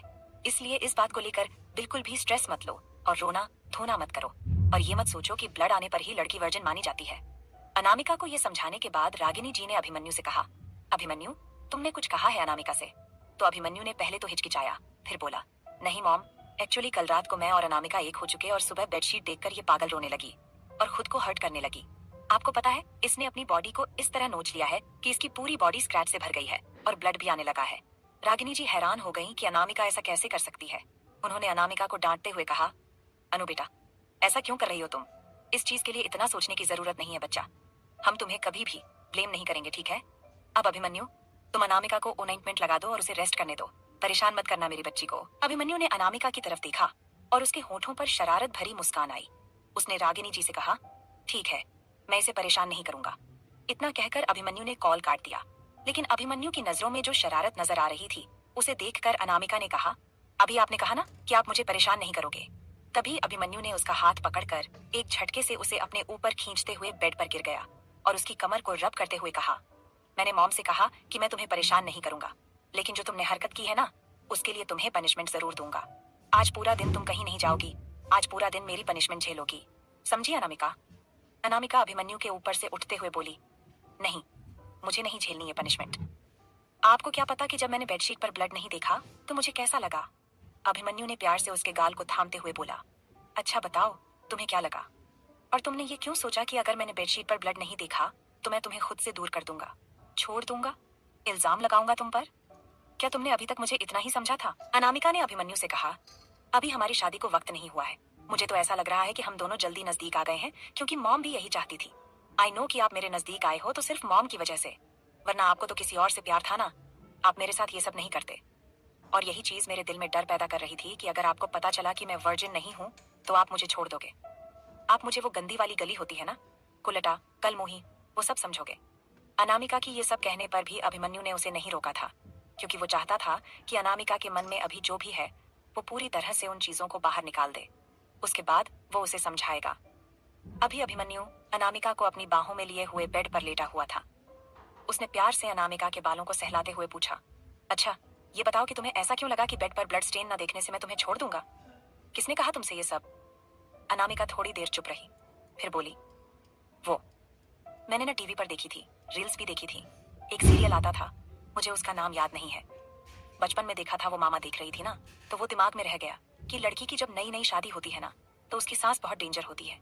आपको पता है, उसने ना लड़की को कमरे में जाने के टाइम पर एक सफेद चादर दी और कहा कि इसे ही बिछाकर सोना। तो जब वो कमरे में गई और हस्बैंड वाइफ के बीच सब कुछ हुआ ना, तो सुबह के टाइम पर उसकी जेठानी आकर जब सफेद चादर को बिल्कुल सफेद देखी तो वो खूब चिल्लाई उस लड़की पर। उसे गालियां भी दी, थप्पड़ भी मारा और उसे कलमुही, करम जली, बदचलन, आवारा सब कुछ बोला और मुंह काला करके आई है, तू कुंवारी नहीं है, ऐसा बोलकर उस लड़की का डाइवोर्स भी करा दिया। उस वक्त मैंने ये चीज देखी थी ना, तो मेरे दिमाग में ये रह गया, लेकिन ये क्यों ऐसा था ये मुझे समझ नहीं आया। लेकिन जैसे जैसे बड़ी हुई ना, तो वो चीज समझ में आने लगा कि ऐसा क्यों था। और वो चीज मेरे दिमाग में इतना ज्यादा बैठ गया था ना कि आज तक मुझे यही लगता था कि अगर इंटीमेट होने के टाइम पर विजाइना से ब्लड नहीं आता है तो लड़कियां वर्जिन नहीं होती हैं। और जब सुबह उठकर मैंने हमारे इंटीमेट होने के बाद ब्लड नहीं देखा बेड पर, तो मुझे लगा कि मैं वर्जिन नहीं हूँ, तो आप मुझे छोड़ दोगे उस लड़की के हस्बैंड की तरह। अभिमन्यु अपना सर पकड़कर उठकर बैठ गया। उन टीवी सीरियल बनाने वालों को जान से मार देना चाहता था। वहीं वो अपने सामने बैठी इस नादान लड़की को देख रहा था, जो उसकी वाइफ थी, जिसने अभी कुछ दिन पहले एक बिजनेसमैन को रातों रात बर्बाद कर दिया था। वो लड़की इन दकियानुसी बातों को सोचकर अपनी शादीशुदा जिंदगी बर्बाद करने पर तुली हुई थी। अभिमन्यु ने अपनी 2 उंगलियों से अनामिका के सर को पीछे धकेलते हुए कहा, पागल लड़की, वो टीवी सीरियल था, रियल लाइफ नहीं। और रियल लाइफ में भी ऐसा नहीं होता है। मॉम ने तुम्हें समझाया ना, समझ आया। मुझे तो ये समझ में नहीं आ रहा कि तुमने अभिमन्यु राठौर को अपने दम पर बर्बाद कैसे कर दिया, क्योंकि तुम तो इस छोटी सी बात को लेकर इतना बड़ा बखेड़ा खड़ा कर रही थी। रोना धोना, ये देखो तुम्हारी बॉडी पर कितने स्क्रैचेस हैं, मैं इनमें ऑइंटमेंट लगा देता हूँ। ये कहते हुए अभिमन्यु ने ड्रॉर खोला और उसमें से ऑइंटमेंट निकाला और अनामिका के बॉडी से अपनी शर्ट के बटन खोलने लगा। तभी अनामिका ने जल्दी से उसके हाथ को पकड़ते हुए कहा, मैंने अंदर कुछ नहीं पहना है। ये कहते हुए उसका चेहरा शर्म से लाल हो गया था और उसने अपनी नजरें नीचे झुका ली थी। तभी अभिमन्यु ने प्यार से उसके चिन्ह को पकड़कर उसका चेहरा ऊपर किया और उसके होठों पर एक लाइट किस करते हुए बोला, कल मैंने सब कुछ देख लिया है, तो मुझसे अब कैसी शर्म। और मैं अभी तुम्हें ऑइंटमेंट लगा रहा हूँ, कुछ करूंगा नहीं। हाँ, लेकिन जब तुम्हारी बॉडी की स्क्रैचेस ठीक हो जाएंगी तो फिर मैं छोड़ूंगा नहीं। और जो तुम्हारे दिमाग में ये भरा हुआ है ना कि मैंने सिर्फ मॉम के कहने पर तुम्हें अपनाया है, तो वाइफी, ये सुन लो कि मॉम के कहने पर मैं तुम्हें अपनी वाइफ का दर्जा दे सकता था, लेकिन वाइफ का प्यार नहीं। और एक बात, मैं जिससे प्यार करता था वो लड़की अब इस दुनिया में है या नहीं, मुझे ये भी नहीं पता। और जो अब मेरे साथ है वो बहुत प्यारी है। उसके मेरे घर में आते ही मेरे घर का पूरा माहौल ही बदल गया। मेरी माँ खुश रहने लगी और मैं भी खुश हूँ। तो फिर तुम ये कैसे कह सकती हो कि मैंने सिर्फ तुम्हें मॉम की वजह से अपनाया है? इससे आगे जानेंगे कि आगे इस कहानी में क्या होगा, लेकिन उसके लिए आप सबको पढ़नी पड़ेगी मेरी ये कहानी, जिसका नाम है हर डेंजरस विलन। अभिमन्यु ने ये सब कहते हुए अपना चेहरा दूसरी तरफ फेर लिया था तो अनामिका अपनी जगह से उठकर खुद जाकर उसके गोद में बैठते हुए उसके चेहरे को अपनी तरफ घुमाई और उसकी गले में अपनी बाहें डालते हुए बोली, तो उसे समझकर ही मुझे प्यार कर लो। अभी अनामिका की इस बात को सुनकर अभिमन्यु हैरान था कि जहां लड़कियां अपने हस्बैंड को या अपने बॉयफ्रेंड को किसी और लड़की के नाम से भी दूर रखती हैं, वहीं अनामिका उसे ये कह रही है कि वो उसे वो लड़की समझकर प्यार करे जिससे वो प्यार करता है, जिससे वो बचपन से मोहब्बत करता है। अभिमन्यु ने अनामिका की पीठ पर अपने हाथ रखे और उसे अपनी तरफ धकेलते हुए बोला, तुम्हें ऐतराज नहीं है कि मैं तुम्हें किसी और को देखूंगा? उसकी आंखों में देखते हुए अनामिका बोली, मुझे आपकी खुशी चाहिए। आप मेरे पास हो, आप मुझे उसे समझकर प्यार कर रहे हो, आप उसके पास जा नहीं रहे हो, इसलिए मैं आपकी खुशी के लिए इतना कर सकती हूँ। जिस दिन आपको सच में मुझसे प्यार हो जाए ना, तो आप मुझसे कह देना कि अनु, मैं अब तुमसे ही प्यार करना चाहता हूँ, उसे नहीं। तो मैं आपको अपनी बाहों में भर लूंगी। अभिमन्यु को यकीन नहीं हो रहा था कि अनामिका जैसी लड़की उसे मिली। अभिमन्यु ने कस के उसे अपनी बाहों में भरा और उसके कंधे पर किस करते हुए बोला, थैंक यू मेरी जिंदगी में आने के लिए। एक बात बोलूं, अब मुझे गुस्सा नहीं आता उस दिन की बातों को याद करके जो तुमने मुझ पर भरी मंडप में इल्जाम लगाया था। अब लगता है कि वो वक्त यूं ही नहीं आया था। ऊपर वाले ने लिखा था ताकि तुम मेरी जिंदगी में आ सको और मेरी जिंदगी का एक अहम हिस्सा बन सको। ये कहते हुए अभिमन्यु अनामिका की गर्दन पर किस कर रहा था और उसके कान की तरफ बढ़ रहा था। अभिमन्यु ने अनामिका के कान के लॉब को अपने दांतों के बीच में फंसा लिया और उसे कट करते हुए बोला, दोबारा ऐसी हरकत मत करना, जान ले लूंगा तुम्हारी, क्योंकि तुम्हें वैसे देखकर मेरी जान निकल रही थी। अभिमन्यु के ऐसे करते ही उसके मुंह से आह निकल गया, लेकिन उसने जब उसके मुंह से ये सुना कि उसे इस तरह देखकर उसकी जान निकल रही थी, तो अनामिका झट से उसके सीने से लग गई और उसके बाल को धीरे से सहलाते हुए बोली, थैंक यू मेरी जिंदगी में आने के लिए, मुझे इतना प्यार देने के लिए। तभी अभिमन्यु ने कहा, अभी प्यार दिया कहाँ है, अभी तो प्यार देना बाकी है, लेकिन तुम अगर ऐसी हरकतें करोगी ना, तो मुझसे बुरा कोई नहीं होगा। अनामिका बस मुस्कुरा दी। तो अभिमन्यु ने उसके शर्ट के बटन खोलने शुरू कर दिए और अभिमन्यु को ऐसा करते हुए देखकर अनामिका अपना चेहरा इधर उधर कर रही थी। अभिमन्यु ने उसकी ठुड्डी को पकड़कर उसकी आंखों में देखते हुए कहा, मेरी आंखों में देखो। अब अनामिका अभिमन्यु की आंखों में देख रही थी। अभिमन्यु ने अनामिका के शर्ट को खोलकर उसकी बॉडी से अलग कर साइड रखा और देखा कि अनामिका ने अपने सीने पर, गर्दन पर, कंधे पर, पेट पर और उसके साइड्स पर हर जगह अपने नाखून मारे हैं। पूरी लाल हो चुकी थी अनामिका की स्किन। जैसे कि अनामिका की बॉडी दूध सी सफेद थी, तो उस पर नाखून मारने से अब बिल्कुल लाल हो चुकी थी। अभिमन्यु ने अनामिका को गुस्से से घूरते हुए कहा, देखो क्या हाल कर लिया है तुमने अपना। उसने ऑइंटमेंट अपनी उंगली पर ली और अनामिका की बॉडी पर धीरे धीरे करके लगाने लगा और जैसे जैसे अभिमन्यु लगा रहा था, अनामिका के मुंह से सिसकियां निकल रही थी और वो अपनी आंखों को बंद करके आहें भर रही थी। अनामिका ने कस के अभिमन्यु के हाथ को पकड़ रखा था और उसके नाखून अभिमन्यु के हाथ में गड़ रहे थे, लेकिन अभी अभिमन्यु को इससे कोई फर्क नहीं पड़ रहा था। वो अनामिका के दर्द को महसूस करने की कोशिश कर रहा था कि जो उसने अपने नाखून से अपनी बॉडी को खरोचा है, तो उसे कितना दर्द हो रहा होगा, क्योंकि पूरी रेडनेस तो आ चुकी थी, बल्कि खरोच लगने से जो स्किन फूल जाती है वैसा हो गया था। और अभिमन्यु महसूस कर पा रहा था कि अनामिका को कितना दर्द हो रहा होगा। तभी अभिमन्यु ने अनामिका का माइंड डाइवर्ट करने के लिए कहा, वैसे एक बात कहूं, तुम्हारी पूरी बॉडी में तुम्हारे निपल्स के पास जो तिल है ना छोटा सा, उसने मुझे अट्रैक्ट किया है। मन कर रहा है उसे खा जाऊं। अभिमन्यु के मुंह से ये सुनते ही अनामिका ने झट से अपने सीने पर हाथ रखते हुए उससे कहा, आप कितने बड़े बेशर्म इंसान हो, आप ऐसे मुंह खोल के मुझे ये बोल रहे हो। अभिमन्यु ने उसके हाथ को उसके सीने से हटाया और जो अनामिका की निप्पल के जस्ट ऊपर तिल था, उसे अपनी उंगली से छूते हुए बोला, बीवी हो, तुम्हारे साथ ही बेशर्मी करूंगा, पड़ोसी की बीवी के साथ तो करने नहीं जाऊंगा ना। या फिर तुम चाहती हो कि मैं पड़ोसी की बीवी के साथ। अभिमन्यु के इतना कहते ही अनामिका लगभग उसके ऊपर पूरा चढ़ गई और उसके सीने पर अपने हाथ से छोटे छोटे मुक्के बनाकर मारते हुए बोली, जान से मार दूंगी आपको, अगर किसी और की बीवी पर लाइन मारी तो। किसी और की बीवी छोड़ो, किसी लड़की पर अगर लाइन मारा ना आपने, तो अभिमन्यु राणावत, आपको मैं अनामिका अभिमन्यु राणावत जान से मार दूंगी, समझे। अभिमन्यु मुस्कुरा रहा था। वो ऊपर उठा और उसने झट से अनामिका की एक उभार को अपने मुंह में भरकर चूमना शुरू कर दिया। ये अनामिका के लिए एक अटैक था और वो जल्दी से दूर होना चाहती थी, लेकिन अभिमन्यु ने उसे खुद से दूर होने नहीं दिया और उसकी पीठ पर अपने हाथ रखकर उसे अपने ऊपर धकेला, जिससे अनामिका पूरी तरह से उसके ऊपर गिर गई। इस वक्त अभिमन्यु का चेहरा अनामिका के गले और क्लीवेज के बीच में था और अनामिका की ठोड़ी अभिमन्यु के सिर के ऊपर थी। अनामिका ने गहरी सांस भरते हुए कहा, अभी मत करो ना ऐसा, आपने रात भर बहुत दर्द दिया है मुझे, अभी तो बख्श दो। अभिमन्यु ने अपना हाथ उसकी पीठ पर चलाते हुए कहा, तुमसे शादी तुम्हें बचने देने के लिए थोड़ी की है, जब शादी हो गई है, बीवी बन गई हो मेरी, तो बीवी का प्यार भी दो। अभी भी अभिमन्यु बुरी तरह से अनामिका के उभार को चूम रहा था। तभी अनामिका ने उससे कहा, तो क्या ऐसे प्यार करोगे? मुझे संभलने का तो मौका दो। अभिमन्यु ने कहा। क्यों संभलने दूं? जब प्यार मुझे ही करना है तो। वैसे भी मैंने कहा था ना तुमसे कि जो हरकत तुमने की है उसकी पनिशमेंट तुम्हें मिलकर रहेगी। तो समझो कि अभिमन्यु राणावत कि ये तुम्हारी पनिशमेंट है। अब चुपचाप से अपनी इस पनिशमेंट को एक्सेप्ट करो, वरना इससे भी ज्यादा बेरहमी करूंगा मैं तुम्हारे साथ। अनामिका उसकी बातों पर तड़प उठी। उसने अपने दोनों हाथों से अभिमन्यु के चेहरे को अपने सीने से दूर करने की कोशिश करते हुए बोली, आपको मजाक सूझ रहा है? मेरी हालत देखी है आपने? चल भी नहीं पा रही हूँ और आप हैं कि प्यार की सजा देने पर तुले हैं। अभिमन्यु ने उसके दूसरे उभार पर एक लाइट किस करते हुए कहा, मेरी जान, अगर तुम्हें दर्द हो रहा है तो उसे कम करने का तरीका भी मुझे ही आता है। बस मुझे करने दो जैसा मैं करना चाहता हूँ। वो धीमे धीमे अपनी उंगलियों से अनामिका की पीठ को सहलाने लगा। उसके गले पर होंठ रखकर एक लंबी सांस ली और फिर धीरे से बोला, तुम्हारी महक मुझे दीवाना बना देती है अनामिका। अब तुम्हें खुद से दूर नहीं कर सकता। अनामिका ने आंखें बंद कर लीं। वो चाहकर भी खुद को उससे अलग नहीं कर पा रही थी। उसकी रूह तक में अभिमन्यु उतर गया था। अभिमन्यु अब उसके होठों को छूते हुए रुक गया। उसने धीरे से पूछा, प्यार करूं तुमसे? तुम्हारी रजा के साथ? अनामिका ने अपनी पलकों को उठाया। उसके होठों के पास अपने होंठ लाकर धीरे से बोली, रजा की जरूरत ही कहाँ है, जब मेरा हर सांस तुम्हारा नाम लेता है। ये सुनते ही अभिमन्यु ने उसे अपनी बाहों में कसकर भर लिया, मानो उसे इस जन्म में ही नहीं हर जन्म के लिए अपना बना लिया हो। वो प्यार अब सिर्फ जिस्म का नहीं, रूह का मिलन बन चुका था। अभिमन्यु ने प्यार से अनामिका के माथे को किस किया और उसकी गाल को रब करते हुए बोला, तुम्हें देखकर मुझसे कंट्रोल नहीं हो रहा है, क्योंकि मेरा तुम पर हक है। तुम मेरी बीवी हो तो मैं जैसे चाहूं प्यार करूं, लेकिन फिलहाल के लिए अभी मैं तुम्हारी बॉडी पर ऑइंटमेंट लगा देता हूं ताकि तुम्हें ये प्रॉब्लम ना हो।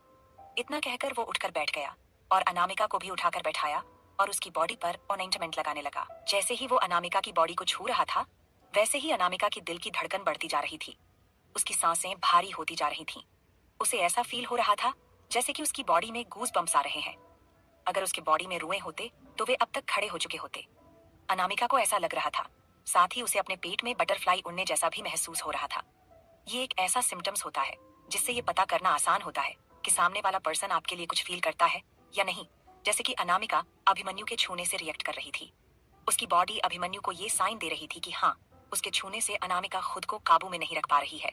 वो उसे प्यार करने के लिए मचलने लगती है। अभिमन्यु के होठों पर मुस्कान आ गई।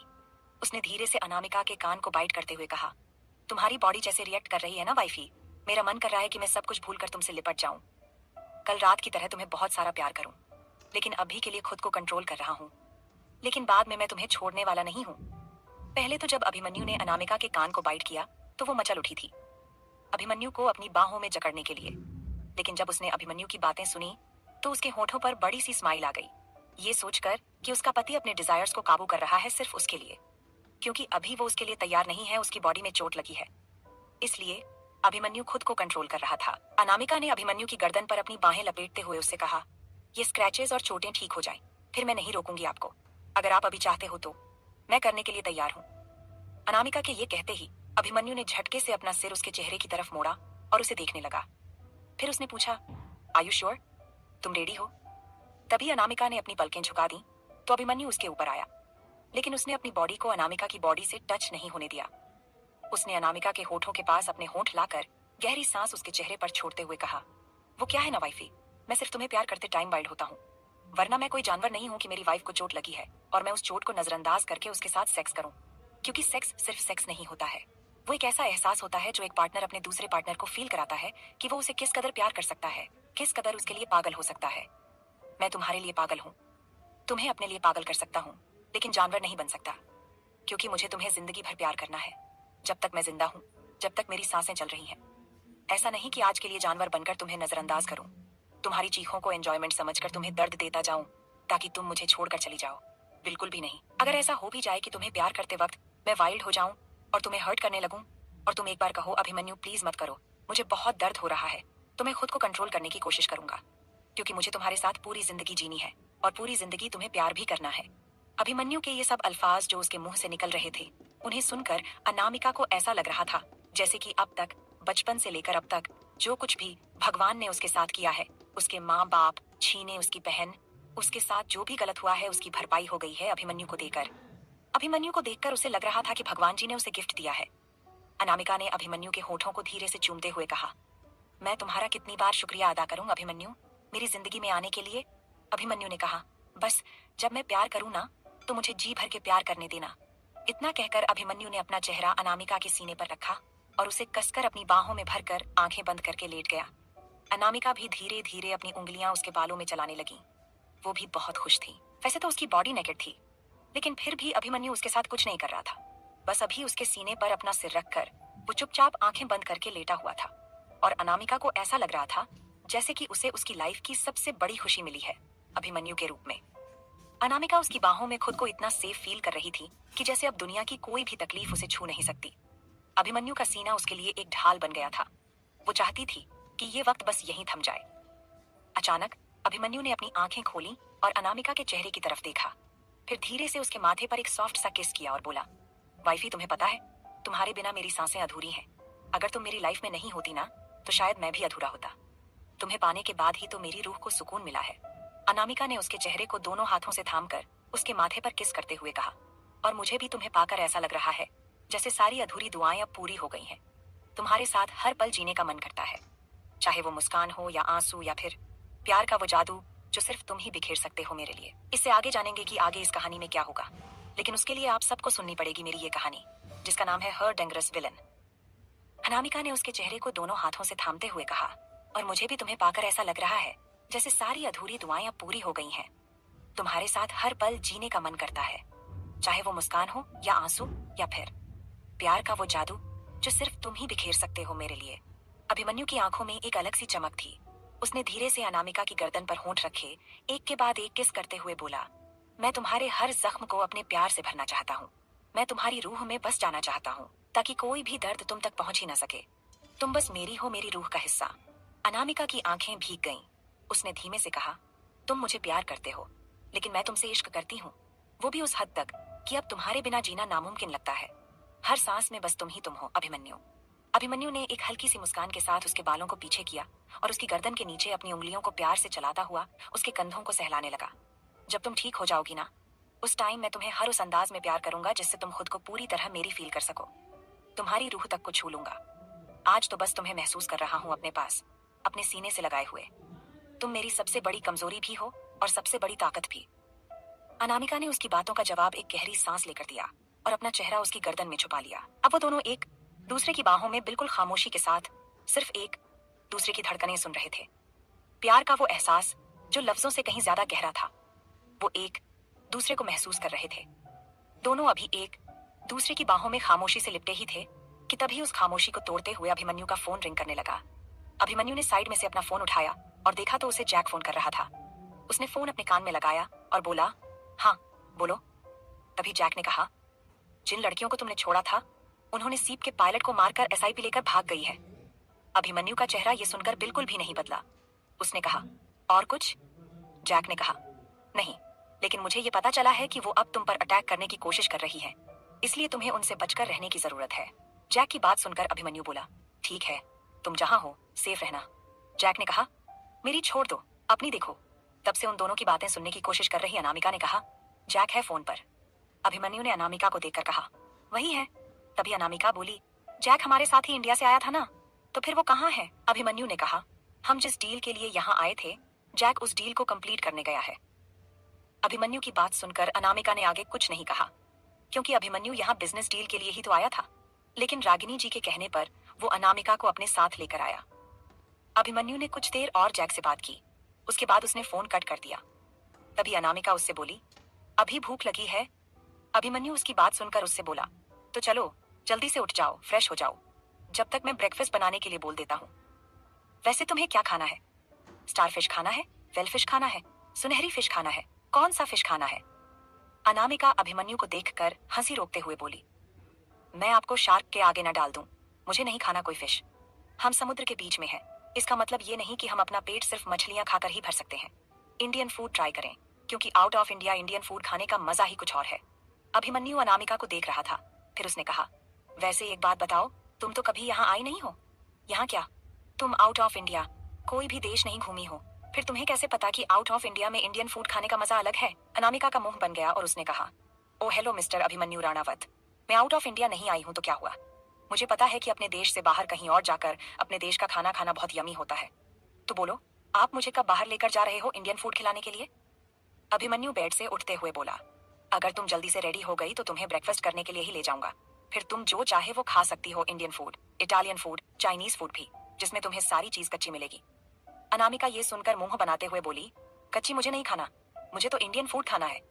अभिमन्यु जल्दी से उठा और बोला, चलो ठीक है, तो रेडी होते हैं। अभिमन्यु ने अनामिका को अपनी गोद में उठाया और वो बाथरूम की तरफ उसे ले जाने लगा।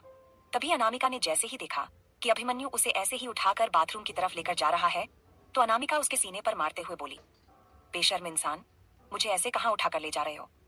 तभी अभिमन्यु ने पहले तो घूर कर अनामिका को देखा और फिर बोला, ऐसी बेशर्मी करने के बाद ही मुझे तुमसे एक नन्ही सी परी मिलेगी जो हमारे रिश्ते को मजबूत करेगी, तो मैं ऐसी बेशर्मी करने के लिए तैयार हूँ। और एक बार नहीं, बार बार ऐसी बेशर्मी करूंगा, समझी?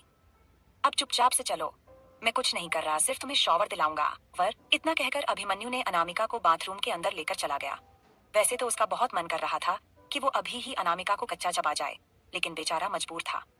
कुछ ही देर में अभिमन्यु ने अनामिका को अच्छे से शॉवर दिला दिया था और उसके बाद उसने अनामिका को एक बाथरॉब पहनाते हुए बोला, अब जाकर चुपचाप से कोई अच्छा सा ड्रेस पहनकर तैयार हो जाए, फिर मैं शॉवर लेकर आता हूँ, फिर हम चलेंगे। अनामिका उसकी बात सुनकर चुपचाप बाथरूम से निकल गई, क्योंकि वो नहीं चाहती थी कि अभिमन्यु का नियत अब भी फिसले उसके ऊपर हो। अनामिका के जाते ही अभिमन्यु मुस्कुराया और खुद से ही बोला, सोचा नहीं था इस तरह से तुम्हारे करीब आऊंगा, लेकिन अब जब करीब आ चुका हूँ तो तुम्हें जिंदगी भर खुद से दूर भी जाने नहीं दूंगा, चाहे कुछ भी हो जाए। और अब देखो मैं तुम्हारे साथ क्या करता हूँ, मिसेस अभिमन्यु राणावत। अभिमन्यु शॉवर के नीचे खड़ा हुआ और वो पिछले रात की अपनी और अनामिका की इंटीमेट ख्यालों को वापस से याद करने लगा। उसे याद आ रहा था कि कैसे वो वाइल्ड हो रहा था अनामिका को प्यार करने के लिए, और अनामिका उसे वाइल्ड होने पर संभाल रही थी। अभिमन्यु ने मुस्कुराते हुए कहा, मेरी जंगली बिल्ली, तुम्हें आज मेरी जंगली शेरनी ना बनाया तो मेरा नाम भी अभिमन्यु राणावत नहीं। अभिमन्यु जब बाथरूम से शावर लेकर बाहर आया तो उसने देखा अनामिका ने लगेज की सारे कपड़े बेड पर फैलाए हुए हैं। उसे एक नजर देखकर अपने सर को नामे हिलाकर अभिमन्यु चेंजिंग रूम में चला गया। उसने अपने मन में कहा, लड़कियां कभी एक दूसरे से अलग नहीं होती हैं, वो सारी की सारी एक ही जैसे होती हैं। अभिमन्यु को लगभग 10 मिनट लगा होगा रेडी होने में। वो रेडी होकर जब बाहर आया तो उसने देखा कि अभी तक अनामिका बाथरॉब पहने बेड के पास खड़ी है और अपने लिए कपड़े देख रही है। अभिमन्यु उसके पास आया और उसे पीछे से अपनी बाहों में भरते हुए बोला, क्या हुआ जान, अभी तक कपड़े चूज नहीं कर पाई, क्या पहनना है तुम्हें? अनामिका ने छोटा सा मुंह बनाकर अभिमन्यु की तरफ देखकर कहा, मैंने सारे इंडियन ड्रेस ही पैक किए थे, मेरे पास कुछ भी वेस्टर्न ड्रेस नहीं है जो मैं अभी पहनूं, और आपने जितने ड्रेस कपबोर्ड पर रखवाए थे वो सारे इतने भारी थे कि मुझे वो लाने का मन ही नहीं किया। अभिमन्यु ने एक पिंक कलर का इंडियन सूट उठाया और अनामिका से कहा, अभी के लिए इसे पहन लो और हम बाहर शॉपिंग कर लेंगे, तुम्हें जो वेस्टर्न ड्रेस पसंद आए तुम ले लेना। अभिमन्यु के दिए ड्रेस को लेकर अनामिका बाथरूम में चली गई। वो कुछ देर में चेंज करके बाहर आई। ये ड्रेस एक लॉन्ग फ्रॉक सूट था जिसकी फुल स्लीव और हाई नेक डिजाइन थी। उसमें अनामिका बहुत खूबसूरत लग रही थी। अभिमन्यु उसके पास आया और उसके बाल को उसके कान के पीछे करते हुए कहा, मेरी जान, इंडियन पहने या वेस्टर्न सब में बहुत ब्यूटीफुल लगती है। ये कहकर अभिमन्यु ने उसे मिरर के सामने बैठाया और उसके बाल को हेयर ड्रायर से सुखाने लगा। अनामिका ने अभी कोई मेकअप नहीं किया था और अभिमन्यु ने उसके बालों को सुखाते हुए उससे कहा, रेडी, अब चले? अनामिका ने अभिमन्यु की तरफ मिरर के जरिए देखा और कहा, लेकिन मैंने तो अभी कोई मेकअप भी नहीं किया है। अनामिका की ये कहने पर अभिमन्यु ने अनामिका को मिरर की तरफ दिखाते हुए उससे कहा, तुम्हें मेकअप की कोई जरूरत भी नहीं है, तुम ऐसी ही बहुत खूबसूरत हो, लेकिन फिर भी अगर तुम्हें मेकअप करना है तो जान, लाइट मेकअप करना, क्योंकि ज्यादा मेकअप करने से अच्छा नहीं लगेगा तुम्हारा चेहरा, और मुझे तुम्हारा चेहरा तो ऐसे ही इतना खूबसूरत लग रहा है। अभिमन्यु की ये कहने पर अनामिका ने, जो अपने हाथ में मेकअप बॉक्स उठाया ही था, उसे उसने वापस रखते हुए कहा, तो ठीक है, फिर ऐसे ही चलते हैं, क्योंकि अनामिका को अभिमन्यु की नजरों में खूबसूरत दिखना था, गैरों की नजरों में नहीं। और जब उसका पति ही उसे ये कह रहा था कि बिना मेकअप के कितनी खूबसूरत लग रही है, तो फिर उसे मेकअप करने की जरूरत भी नहीं थी।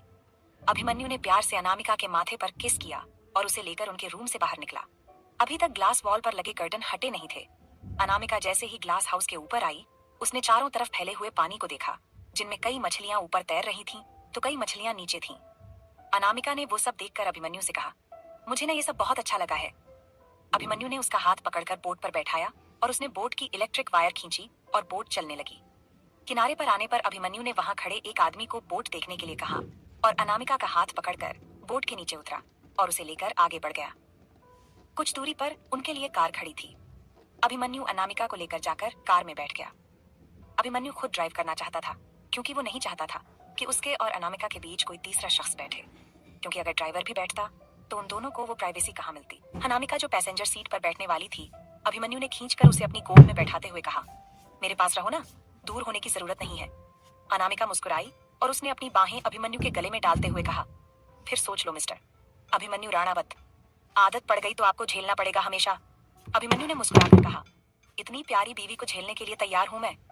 अभिमन्यु के ये कहने पर दोनों ही मुस्कुरा दिए। अभिमन्यु कार ड्राइव कर रहा था और अनामिका उसकी गोद में बैठी थी। उसका सिर अभिमन्यु के सीने पर टिका हुआ था। बाहर की ठंडी हवाएं शीशे से टकरा रही थीं और अंदर कार के स्पीकर से धीमे धीमे रोमांटिक म्यूजिक चल रहा था। जान, अनामिका ने धीरे से कहा। हाँ, बोलो अभिमन्यु की जान। अभिमन्यु ने एक हाथ से स्टीयरिंग पकड़े पकड़े उसके गाल पर उंगलियां फिराईं। आपको पता है, मुझे डर लगता है। ये सब खुशी जैसे सपना है, कहीं ये सब अधूरा न रह जाए। अनामिका की आवाज में हल्का सा डर था। अभिमन्यु ने एकदम से कार किनारे रोकी। कार रुकते ही उसने दोनों हाथों से अनामिका का चेहरा थाम लिया। मेरी जान, क्या तुम पागल हो? ये कोई सपना नहीं है, ये रियलिटी है। और मैं तुम्हें वादा करता हूँ, जब तक मेरी सांसें चलती हैं, तुम्हारी मुस्कान कभी फीकी नहीं होगी। अनामिका की आंखें नम होने के साथ चमक उठी और उसने खुद को अभिमन्यु के सीने में छिपा लिया। कुछ पल यूं ही बीत गए। फिर अभिमन्यु ने उसका माथा चूमते हुए कहा, चलो अब तुम्हारी पसंदीदा शॉपिंग करवाता हूँ, ताकि हर ड्रेस तुम्हारे चेहरे की मुस्कान से कम ना लगे। अनामिका मुस्कुराई और बोली, बस आज बहुत सारा वक्त सिर्फ मेरे लिए चाहिए। तुम्हारा वक्त भी मेरा है और तुम भी, अभिमन्यु ने मुस्कुराकर कहा। अभिमन्यु ने कार स्टार्ट किया और एक बड़े से मॉल की तरफ निकल पड़े। वहां का एंट्रेंस जैसे ही पार किया, लोग अनामिका को देखते ही रह गए। वो बिना मेकअप के भी रॉयल क्वीन जैसी लग रही थी। अभिमन्यु ने उसका हाथ थामे रखा, जैसे दुनिया को जताना चाहता हो, ये मेरी है, सिर्फ मेरी। मॉल के अंदर दाखिल होते ही अभिमन्यु और अनामिका का हाथ एक दूसरे में पूरी मजबूती से जकड़ा हुआ था।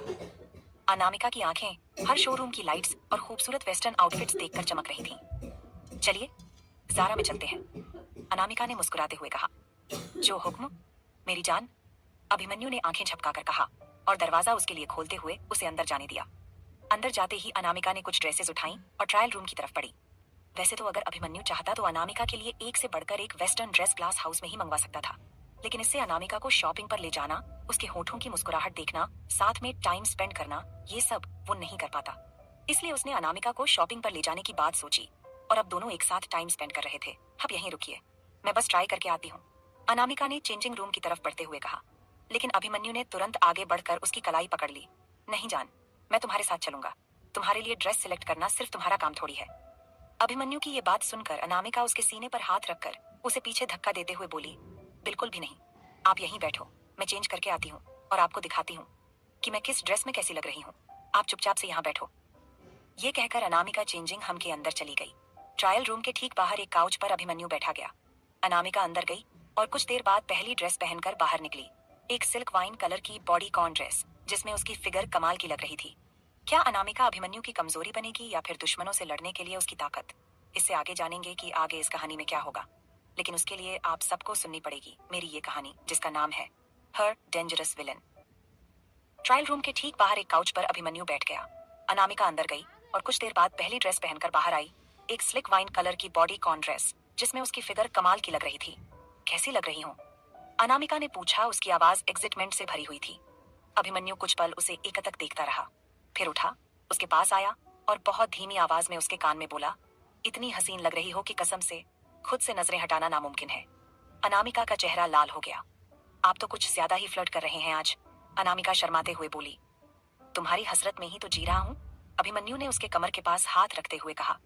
फिर उसने पास की एक ड्रेस उठाई, एक सैटिन की स्लिट ड्रेस जो थोड़ी बोल्ड थी।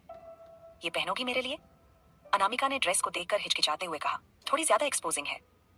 बस मेरे लिए एक बार, अभिमन्यु ने उसकी आंखों में देखकर कहा। अनामिका हाँ कहे बिना नहीं रह पाई, क्योंकि अभिमन्यु के लिए तो वो कुछ भी कर सकती थी, और जब अभिमन्यु की हसरत थी कि वो अनामिका को इस ड्रेस में देखे तो वो मना नहीं कर पाई। अभिमन्यु के हाथ से वो ड्रेस लेकर अनामिका चेंजिंग रूम में चली गई। कुछ देर बाद जब वो ड्रेस पहनकर बाहर निकली तो अभिमन्यु की सांसें ही थम गईं। वो चलकर उसके पास आया और बहुत ही नजदीक होकर उसके कान में अपनी गर्म सांस छोड़ते हुए बोला, काश मॉल बंद हो जाए और मैं तुम्हें यूं ही अपनी आंखों में कैद करके बैठा रहूं। अभिमन्यु ने अनामिका को करीब खींचा, उसकी कमर पर हाथ रखते हुए उसे अपनी बाहों में समेट लिया। मॉल का ट्रायल एरिया उतना भीड़ भाड़ वाला नहीं था और उस वक्त वो जगह जैसे सिर्फ उनके लिए ही थी। तुम्हें नहीं पता, इस ड्रेस में तुम कितनी जानलेवा लग रही हो, अभिमन्यु ने उसकी आंखों में डूबते हुए कहा। अनामिका ने थोड़ा शर्माते हुए जवाब दिया, आप तो ऐसे देख रहे हैं जैसे मुझे खा ही जाएंगे। अभिमन्यु ने उसके चेहरे की एक लट को पीछे करते हुए कहा, अगर तुम कहो तो खा ही जाऊं। और इससे पहले कि अनामिका कुछ कह पाती, उसने अपना चेहरा झुकाया और उसके होठों को अपने होठों से में कैद कर लिया। अभिमन्यु अनामिका को पब्लिक प्लेस में पैशनेट किस कर रहा था। अनामिका एकदम से शॉक्ड हो गई थी कि अभिमन्यु ऐसे पब्लिक प्लेस में उसे किस कैसे कर सकता है। लेकिन वो दोनों हस्बैंड वाइफ है और ये कोई इंडिया नहीं था कि वो ऐसी पब्लिक प्लेस में एक दूसरे को किस नहीं कर सकते थे। एब्रॉड का तो कल्चर ही था कि अगर दिल में प्यार है तो अपने पार्टनर को आप कहीं भी किस कर सकते हो। अनामिका ने पल भर को खुद को रोका, पर फिर धीरे से उसकी शर्ट के कॉलर को पकड़कर उसे और करीब खींच लिया। उनका किस अब एक जज्बाती बेकाबू होती जा रही थी, जो दोनों के दिलों की धड़कनों को बेकाबू कर रहा था। वहां से गुजरती हुई पब्लिक उनके इस पैशनेट लव को देखकर कुछ पल के लिए ठहर जाते और फिर मुस्कुराकर वहां से आगे बढ़ जाते। अभिमन्यु ने उसके चेहरे को दोनों हथेलियों से थाम रखा था और जैसे जैसे अनामिका उसकी नजदीकियों में खोती जा रही थी, वो किस और भी पैशनेट होता गया। कुछ सेकंड बाद जब उन्होंने खुद को एक दूसरे से अलग किया, अनामिका की सांसें तेज चल रही थीं। पागल बना देंगे आप मुझे, उसने धीमे से कहा। अभिमन्यु मुस्कुराया, तुम पहले ही मेरे होश उड़ा चुकी हो, अब बारी मेरी थी। अभिमन्यु कल रात की बात को दोहरा रहा था। वो अनामिका को कल रात जो उनके बीच इंटीमेट मोमेंट्स बना था, उसे लेकर कह रहा था कि वो उसके होश पहले ही उड़ा चुकी है। अनामिका ने अभिमन्यु को धक्का देकर खुद से दूर किया और कहा, कहीं भी शुरू हो जाते हो। लेकिन वो अभी वापस चेंजिंग रूम की तरफ बढ़ती, उससे पहले ही अभिमन्यु ने सामने रैक पर रखी एक येलो कलर की शॉर्ट फ्रॉक उठाई और उसे लेकर चेंजिंग रूम में चला गया। अनामिका उसे मना करती रही, लेकिन अभिमन्यु ने नहीं सुना। उसने जाकर अनामिका के पहने हुए ड्रेस की जिप खोली और उसे उसकी बॉडी से रिमूव करके साइड में रख दिया और जो येलो कलर की शॉर्ट फ्रॉक उसने उठाई थी, वो अनामिका को पहनाई। इस फ्रॉक में अनामिका एकदम डॉल की तरह लग रही थी। वो फ्रॉक अनामिका की थाई तक आ रही थी और उसकी स्लीव छोटी सी थी, जिस पर अनामिका की गोरी बाहें बहुत खूबसूरत लग रही थीं और अनामिका की थाइज बहुत अट्रैक्टिव लग रही थीं। अभिमन्यु ने अनामिका को मिरर की तरफ घुमाया और उसे दिखाते हुए कहा, look so beautiful my wife. मैं क्या कहूँ, मन कर रहा है कि अभी मेरी चीजी गर्ल को खा जाऊं। अभी अनामिका पूरी तरह से अभिमन्यु के सीने से सटी हुई थी और अभिमन्यु के हाथ उसके पेट पर थे। उसका चेहरा अनामिका के कंधे पर था और दोनों की नजरें मिरर से एक दूसरे को देख रही थीं। अभिमन्यु ने अनामिका के कंधे पर किस करते हुए कहा, अभी इंतजार कर रहा हूँ, रात को खाऊंगा अपनी इस डिलीशियस डिश को। अनामिका शर्मा कर अपनी नजर नीचे कर ली तो अभिमन्यु ने उसकी ठोड़ी पकड़कर उसका चेहरा ऊपर किया और उसके गाल पर किस करते हुए कहा, मुझे मेरी अनु बोल्ड पसंद है, शर्मीली नहीं, तो मेरे साथ बोल्डनेस दिखाओ। इतना कहकर अभिमन्यु ने अनामिका का हाथ पकड़ा और उसे लेकर चेंजिंग रूम से बाहर आ गया। उसने अनामिका के हाथ में पकड़े और अपने हाथ में पकड़े ड्रेस काउंटर पर दिए और सबका बिल बनाने के लिए कहा। अनामिका हैरान थी कि ये सारे ड्रेस बहुत हैं और उसके पास पहले से ही काफी ड्रेस है। तो अभिमन्यु ने कहा, हम जब तक यहाँ हैं तब तक तुम ये सारी ड्रेस पहनना और वो सारी तुम इंडिया में कैरी करना, क्योंकि मेरी बीवी हॉट दिखेगी तभी तो मुझे खाने का मन करेगा। अभिमन्यु की बातें काउंटर पर खड़ी सेल्स गर्ल ने भी सुन ली थी और वो अभिमन्यु और अनामिका को देखकर ब्लश कर रही थी। अनामिका भी इतनी खूबसूरत लग रही थी कि साथ में उसे देखकर सेल्स गर्ल को अनामिका से जलन भी हो रही थी। सेल्स गर्ल ने सारी ड्रेस का बिल बनाया और अभिमन्यु को दे दिया। अभिमन्यु ने अपना कार्ड दिया और पेमेंट किया। सेल्स गर्ल ने जब अभिमन्यु को सारी ड्रेस पैक करके दी तो उसने कहा, sir you both look awesome. Abhimanyu मुस्कुराया और उसने काउंटर पर रखी एक ड्रेस उठाकर उस सेल्स गर्ल को देते हुए कहा, ये मेरी तरफ से आपके लिए गिफ्ट। और उसने कार्ड स्वाइप कर दिया और अपना कार्ड नंबर डायल किया। वो सेल्स गर्ल हैरानी से अभिमन्यु को देख रही थी। फिर उसने सर को धीरे से झुकाकर कहा, थैंक यू। अब अभिमन्यु ने अनामिका का हाथ पकड़ा और उसे लेकर बाहर आ गया। अनामिका मुस्कुराकर अभिमन्यु को देख रही थी, क्योंकि जो ड्रेस अभिमन्यु ने यूं ही उठाकर सेल्स गर्ल को दे दी थी, वो ड्रेस $10 मिलियन की थी और अभिमन्यु को इसकी कोई परवाह नहीं थी। उसने बस उन दोनों की तारीफ करने पर सेल्स गर्ल को इतना महंगा ड्रेस गिफ्ट दे दिया था। अभिमन्यु ने अनामिका की तरफ देखकर पूछा, अब कहाँ जाना है वाइफी? अनामिका अपने पेट पर हाथ फेरते हुए बोली, बहुत जोर की भूख लगी है, चलो कुछ खाएंगे। अभिमन्यु ने मुस्कुराते हुए उसकी कमर में हाथ डालकर उसे अपनी ओर खींचा और बोला, तो चलिए मैडम, आपको भूख भी लग रही है और मुझे भी, पर दोनों की भूख थोड़ी अलग है। अभिमन्यु अनामिका को छेड़ने का एक भी मौका नहीं छोड़ रहा था। अनामिका ने उसकी छेड़खानी पर हल्की मुस्कान के साथ उसके सीने पर हल्का मुक्का मारते हुए कहा, अब ज्यादा बात मत बनाओ, चलो पहले कुछ खा लें, वरना मैं आपको रात को कुछ भी खाने नहीं दूंगी। Okay okay my fire queen, Abhimanyu ने मजाकिया अंदाज में कहा और उसका हाथ थामे शॉपिंग मॉल के फूड कोर्ट की ओर बढ़ गया। वो दोनों एक साथ चलते हुए इतने परफेक्ट लग रहे थे जैसे किसी फिल्म का ड्रीम कपल हो। रास्ते में लोगों की नजरें उन पर टिक रही थीं। लड़कियां अनामिका की खूबसूरती से जल रही थीं और लड़के अभिमन्यु के कॉन्फिडेंस और स्टाइल से इम्प्रेस हो रहे थे। फूड कोर्ट पहुंचकर अभिमन्यु ने सारी टेबल्स को नजरअंदाज करते हुए सबसे कोजी कॉर्नर वाली जगह चुनी और अनामिका को वहां बिठाया। तुम बैठो, मैं सब कुछ ला कर देता हूँ, कहकर वो खाने के लिए लाइन में लग गया। अनामिका उसकी हरकतें देख रही थी, इतना पजेसिव, इतना केयरिंग और फिर भी इतना फ्लर्टी। उसकी आंखों में चमक थी और होठों पर मुस्कान।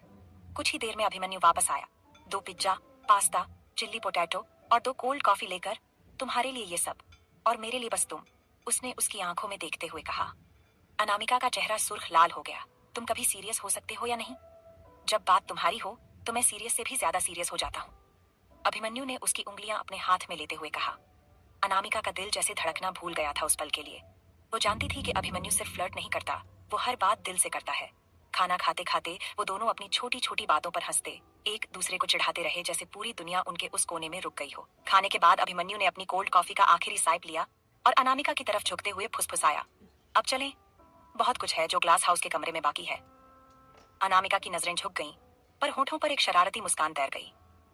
चलो, लेकिन सिर्फ आराम के लिए, समझे? उसने सोच लिया था कि अब वो अभिमन्यु को परेशान करेगी।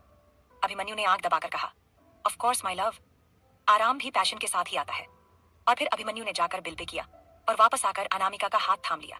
फिर दोनों हाथों में हाथ डाले उस शाम को, उस एहसास को, उस पल को जीते हुए फूड कोर्ट से बाहर निकल गए। लेकिन उन्हें इस बात का अंदाजा नहीं था कि जब से वो दोनों ग्लास हाउस से बाहर निकले थे तभी कोई उन पर नजर रख रहा था। दोनों हाथों में हाथ डालकर बाहर निकले तो अनामिका ने अभिमन्यु से कहा, अभी हम कुछ देर पैदल चलते हैं ना? अभिमन्यु के एक हाथ में सारे शॉपिंग बैग्स थे और दूसरे हाथ से उसने अनामिका की कमर में हाथ डालकर उसे अपने करीब खींचा और उसका सर अपने सीने पर रखते हुए बोला, ठीक है, तो ऐसे चलते हैं दोनों एक साथ। अनामिका मुस्कुराई और दोनों धीरे धीरे कदमों से आगे बढ़ने लगे। अभी दोनों कुछ दूर ही आगे बढ़े थे कि अचानक से वहां पर 3 लड़कियां आ गईं, जिन्होंने ब्लैक आउटफिट पहना हुआ था, हाई पोनीटेल की हुई थी और होठों पर डार्क ब्लैक लिपस्टिक लगाई हुई थी। उन्हें देखकर ऐसा लग रहा था जैसे वे ट्रेंड फाइटर हों। अनामिका उन्हें देखकर कुछ कहती, उससे पहले ही अभिमन्यु के हाथ उसकी कमर से हट चुके थे। अनामिका अभिमन्यु को देखने लगी और अभिमन्यु की आंखें एकदम गुस्से से भर गईं। उसका चेहरा अचानक ही भयानक लगने लगा। अभी तक जो अभिमन्यु उसके साथ इतना पोलाइट, इतना केयरिंग, इतना लविंग था, वो अचानक से इतना डरावना लगने लगा कि अनामिका 2 कदम पीछे हट गई। उसे समझ नहीं आ रहा था कि अभिमन्यु को क्या हो गया। उन तीनों लड़कियों में से एक ने अभिमन्यु की तरफ उंगली उठाकर कहा, If you had killed us back then, we wouldn't be standing here in front of you ready to die. But you didn't. And now get ready to face death. We couldn't do anything back there, so leaving was the smarter choice. But here, we can kill you. And the one you're roaming around with? We'll kill her too. अगर तुम हमें मार देते ना तो आज हम तुम्हारे सामने तुम्हें मारने के लिए खड़े नहीं होते। लेकिन तुमने हमें नहीं मारा, तो अब तुम मरने के लिए तैयार हो जाओ। वहां हम कुछ नहीं कर सकते थे, इसलिए वहां से निकल जाना हमें बेहतर लगा। लेकिन यहाँ हम तुम्हें जान से मार सकते हैं, और जिस के साथ घूम रहे हो ना, इसे भी जान से मार देंगे। उसकी बातें सुनकर अभिमन्यु के होठों पर तिरछी मुस्कुराहट आ गई और उसने 2 कदम दूर खड़ी अनामिका की तरफ देखा। शॉपिंग बैग्स उसे देते हुए कहा, ये लो, और डरने की जरूरत नहीं है, मुझ पर भरोसा है ना? अनामिका ने एक पल की भी देरी नहीं की और जवाब दिया, खुद से भी ज्यादा। अभिमन्यु मुस्कुराया और उन लड़कियों की तरफ देखकर अपनी उंगली उठाकर उन्हें अपनी ओर आने का इशारा किया। अभिमन्यु के ऐसा करते ही उन लड़कियों के चेहरे पर भी गुस्सा छा गया और 2 लड़कियां अभिमन्यु की तरफ तेज दौड़ते हुए आने लगीं। उन्होंने अपने पैर उठाए और अभिमन्यु पर अटैक करने के लिए आगे बढ़ी, लेकिन वे दोनों मार पाती उससे पहले ही अभिमन्यु ने अपने पैर उठाए और एक ही बार में उन्हें किक मारकर नीचे गिरा दिया। दोनों लड़कियां नीचे पेट के बल गिरी हुई थीं, लेकिन फिर तुरंत उठी और अभिमन्यु पर दोबारा अटैक करने के लिए आगे बढ़ी। अब तीसरी लड़की जो पीछे खड़ी थी, वो भी अभिमन्यु पर अटैक करने के लिए आगे बढ़ी। तीनों एक साथ अभिमन्यु पर अटैक कर रही थी और अभिमन्यु उनके अटैक को रोक रहा था। वो चाहता तो एक बार में उन्हें खत्म कर सकता था, लेकिन अनामिका वहां थी। वो किसी भी तरह की लापरवाही नहीं करना चाहता था। लेकिन तभी अचानक वहां पर 20 ट्रेंड बॉडीगार्ड्स आ गए और उन्होंने अभिमन्यु को घेर लिया। अब अभिमन्यु अकेला था और सामने थे इतने सारे लोग। वो 20 ट्रेंड बॉडीगार्ड्स अभिमन्यु से लड़ने के लिए आगे बढ़े। अब वहां की फाइट इतनी भयानक हो गई कि अभिमन्यु अकेला था और वे सब मिलकर उस पर अटैक कर रहे थे। फिर भी अभिमन्यु सबको मार रहा था। लेकिन तभी जो उसने देखा, वो देखकर जैसे अभिमन्यु को ऐसा लगा कि उसकी सांसें किसी ने छीन ली हों। अभिमन्यु ने देखा कि अनामिका खड़ी है और उसके हाथ से शॉपिंग की बैग्स नीचे गिर गई हैं और वो तीनों ट्रेन फाइटर गर्ल्स अनामिका के सामने खड़ी हैं। वो भी उसे घेर कर अभिमन्यु चिखते हुए बोला, उसे हाथ मत लगाना, वरना तुम लोगों को अब तक लड़की समझकर छोड़ रहा था, जिंदा जमीन में गड़ दूंगा। अगर उसे तुम लोगों ने छूने की कोशिश की तो तुम लोगों की मौत इतनी भयानक होगी कि तुम्हारी रूह भी दोबारा जन्म लेने से पहले कांप जाएगी। अभिमन्यु इस वक्त इतना भयानक नजर आ रहा था कि वो कुछ भी कर सकता था। वही वो 20 स्ट्रेट बॉडीगार्ड्स अभिमन्यु को आगे बढ़ने ही नहीं दे रहे थे। अभिमन्यु जितना उन्हें मार रहा था, वो सब एक साथ अभिमन्यु पर अटैक कर रहे थे। क्या अभिमन्यु अनामिका को बचा पाएगा, या आज उसे अपनी मोहब्बत यहाँ पर खोनी पड़ेगी? क्या अनामिका का अभिमन्यु के साथ का सफर यहीं पर खत्म हो जाएगा? इससे आगे जानेंगे कि आगे इस कहानी में क्या होगा, लेकिन उसके लिए आप सबको पढ़नी पड़ेगी मेरी ये कहानी, जिसका नाम है हर डेंजरस विलन। अभिमन्यु इस वक्त इतना भयानक नजर आ रहा था कि वो कुछ भी कर सकता था। वही वो 20 स्ट्रेट बॉडीगार्ड्स अभिमन्यु को आगे बढ़ने ही नहीं दे रहे थे। अभिमन्यु जितना उन्हें मार रहा था, वो सब एक साथ अभिमन्यु पर अटैक कर रहे थे। उन तीनों लड़कियों में से एक, जिसने पोनीटेल किया हुआ था, वो कनिंग स्माइल के साथ अभिमन्यु की तरफ मुड़ी और उससे बोली, रियली मिस्टर AR, अब इस लड़की को हमसे कोई नहीं बचा सकता। हमने देखा था आज सुबह से तुम इसका बहुत ख्याल रख रहे थे, मतलब ये तुम्हारे हार्ट के करीब है, तो हम इसे मार कर तुम्हारा हार्ट सोल खत्म कर देंगे। इतना कहकर जैसे ही उस लड़की ने अनामिका को पकड़ने की कोशिश की, अनामिका 2 कदम पीछे होकर नीचे झुक गई, जिससे उस लड़की का हाथ खाली गया। अनामिका ने उससे कहा, देखो, तुम लोगों की जो भी दुश्मनी है वो मेरे पति के साथ है, मेरे साथ नहीं। तो चुपचाप से मेरे पति से जाकर लड़ो, मुझे डिस्टर्ब मत करो। अनामिका की बात सुनकर वो तीनों लड़कियां हंसने लगीं। तभी एक दूसरी लड़की ने अनामिका को उसके गाल को छूने के लिए अपना हाथ उठाते हुए बोली, बेबी डॉल को डर लग रहा है, कहीं हम तुम्हें मार ना दें तो। बेबी डॉल, हम तुम्हें मारने ही आए हैं। वो क्या है ना, तुम्हारा पति एक बहुत ही खतरनाक और भयानक गैंगस्टर है, जो हमारी पूरी कनेक्शन को अब तक खत्म कर चुका है, और हमारे बॉस चाहते हैं कि हम उसे तड़पा तड़पा कर मारे। हम अपने बॉस का कहा नकार कैसे सकते हैं, इसीलिए हम उसे मारने आए हैं। लेकिन हमने सुबह से देखा है, जब हम तुम दोनों का पीछा कर रहे थे, तो वो तुम्हारा बहुत ख्याल रख रहा था। इसका मतलब तुम्हारे मरने से उसे फर्क पड़ेगा। तो बेबी डॉल तैयार हो जाओ मरने के लिए, जाओ। इतना कहकर उस लड़की ने अनामिका के गले को पकड़ने की कोशिश की। तभी अभिमन्यु ने सख्त आवाज में कहा, उसे हाथ मत लगाना। लेकिन तभी सामने का नजारा देखकर अभिमन्यु स्तब्ध रह गया। उसे अपनी आंखों पर यकीन नहीं हो रहा था। तभी एक बॉडीगार्ड अभिमन्यु की तरफ बढ़ा, तो अभिमन्यु ने उसके हाथ को पकड़कर मरोड़ते हुए कहा, जब मैं सामने देख रहा हूँ तो चुपचाप से साइड में रहो, अभी मेरा लड़ने का मूड नहीं है। अभिमन्यु ने सामने देखा। सामने का नजारा ये था कि जो लड़की अनामिका को पकड़ने वाली थी, वो लड़की अब जमीन पर पड़ी हुई थी। उसका हाथ टूटा हुआ था और उसका गला, यानी उसकी गर्दन, दूसरी तरफ मुड़ी हुई थी। उसकी गर्दन की हड्डी पूरी तरह से मुड़कर टूटी हुई थी। अनामिका के सामने जो बाकी की 2 लड़कियां खड़ी थीं, वो हैरानी से अनामिका को देख रही थीं, और वही हैरानी अभिमन्यु के चेहरे पर भी नजर आ रही थी। हुआ ये था कि जैसे ही उस लड़की ने अनामिका का गला पकड़ने की कोशिश की, अनामिका ने झटके से उसकी हाथ को उसकी कोहनी से पकड़कर मोड़ दिया, और वो कुछ समझ पाती, उससे पहले ही अनामिका ने उसके गर्दन को अपने दोनों हाथों से पकड़कर एक झटके से पूरी तरह से घुमा दिया, जिससे उस लड़की का हाथ भी टूटा और उसकी गर्दन भी टूट गई, और वो नीचे मरी हुई पड़ी थी। बाकी की दोनों लड़कियां हैरानी से अनामिका को देख रही थीं कि अचानक से अनामिका ने ये कैसे किया, कैसे उनकी एक साथी को बिना किसी भी भारी मूवमेंट के अनामिका ने जान से मार डाला। अभिमन्यु भी ये देखकर हैरान था कि उसकी नाजुक सी दिखने वाली बीवी, जो कल रात उसके साथ इंटीमेट होने के बाद उसे खुद से दूर कर रही थी, क्योंकि उसे अपनी बॉडी में दर्द महसूस हो रहा था, वो लड़की अभी अपने से 10 गुना ज्यादा ताकतवर लड़की को एक झटके में मार चुकी थी। ये कैसे हुआ था? अनामिका के सामने अभी भी वो दोनों लड़कियां खड़ी थीं, तो अनामिका ने अपने हाथ को इस तरह से झाड़ा जैसे कि उसने उस लड़की को छूकर कोई गंदी चीज छू ली हो, और उसने उन दोनों लड़कियों को देखते हुए कहा, अभी भी तुम्हारे सामने टाइम है। मेरे पति से दुश्मनी है तो जाकर उससे लड़ो, मुझसे पंगा मत लो, क्योंकि मैं उन लोगों को नहीं छोड़ती जो पहले मुझसे पंगा लेने आते हैं। अगर इसी तरह यहाँ मरकर पड़े रहना है तो बोलो, और अगर इसे लेकर जाना है तो भी बोलो। तुम्हारे पास दोनों रास्ते हैं। अनामिका उन दोनों से ये बोलने के बाद अपने दोनों हाथों को सीने पर बांधकर उन दोनों को देखती रही। फिर कभी अभिमन्यु की तरफ देखने लगी, जो अभी भी अनामिका को देखते हुए उन बॉडीगार्ड से फाइट कर रहा था। वो दोनों लड़कियां कभी एक दूसरे की शक्ल देखती तो कभी नीचे उनकी मरी हुई साथी को देखती। उसके बाद उनमें से एक जोर से चिल्लाते हुए अनामिका को पकड़ने के लिए आगे बढ़ी। उसने अपना पैर उठाया था अनामिका को मारने के लिए, लेकिन अनामिका ने उसके पैर को उसके पंजे से पकड़कर एक झटके से मोड़ दिया, जिससे उस लड़की की घुटने के पास की हड्डी टक टक की आवाज के साथ टूट गई, और वो लड़की दर्द से चीखने लगी। अभिमन्यु बस ये सब देख रहा था, और वो हैरान और खुश दोनों था कि जिस चीज के लिए वो डर रहा था कि उसके दुश्मनी की वजह से अनामिका को नुकसान पहुंच सकता है, वो अनामिका को नहीं खो सकता था। लेकिन अभी वो जिस अनामिका को देख रहा था, उससे उसे और भी ज्यादा प्यार हो रहा था। अभिमन्यु पहले जो टेंशन में फाइट कर रहा था कि वो तीनों ट्रेंड फाइटर गर्ल्स कहीं अनामिका को कुछ न करते, लेकिन अब उसके होंठों पर बड़ी सी मुस्कुराहट थी, और अब वो एंजॉय करके फाइट कर रहा था। उसके पास जितने भी बॉडीगार्ड्स आ रहे थे अटैक करने के लिए, वो उन सबको मार रहा था और उन्हें पीछे छोड़कर अनामिका की तरफ आगे बढ़ रहा था।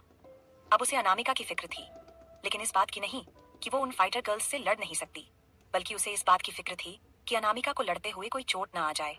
वहीं अनामिका, जिस लड़की का अभी उसने पैर तोड़ा था, उसके पास झुकते हुए बोली, मैंने पहले ही बोला था कि मुझसे कोई पहले पंगा ले तो मैं उसे छोड़ती नहीं हूँ। अब अगर तुमने मुझसे पंगा ले लिया है तो मरने के लिए तुम लोग तैयार हो जाओ। इतना कहकर अनामिका ने उस लड़की के सीने पर एक जोरदार लात मारी, जिससे उस लड़की के मुंह से खून निकलने लगा और वो खून की उल्टी करने लगी। अपनी दूसरी साथी की ये हालत देखकर एक और लड़की अनामिका के पास आई उसे रोकने के लिए।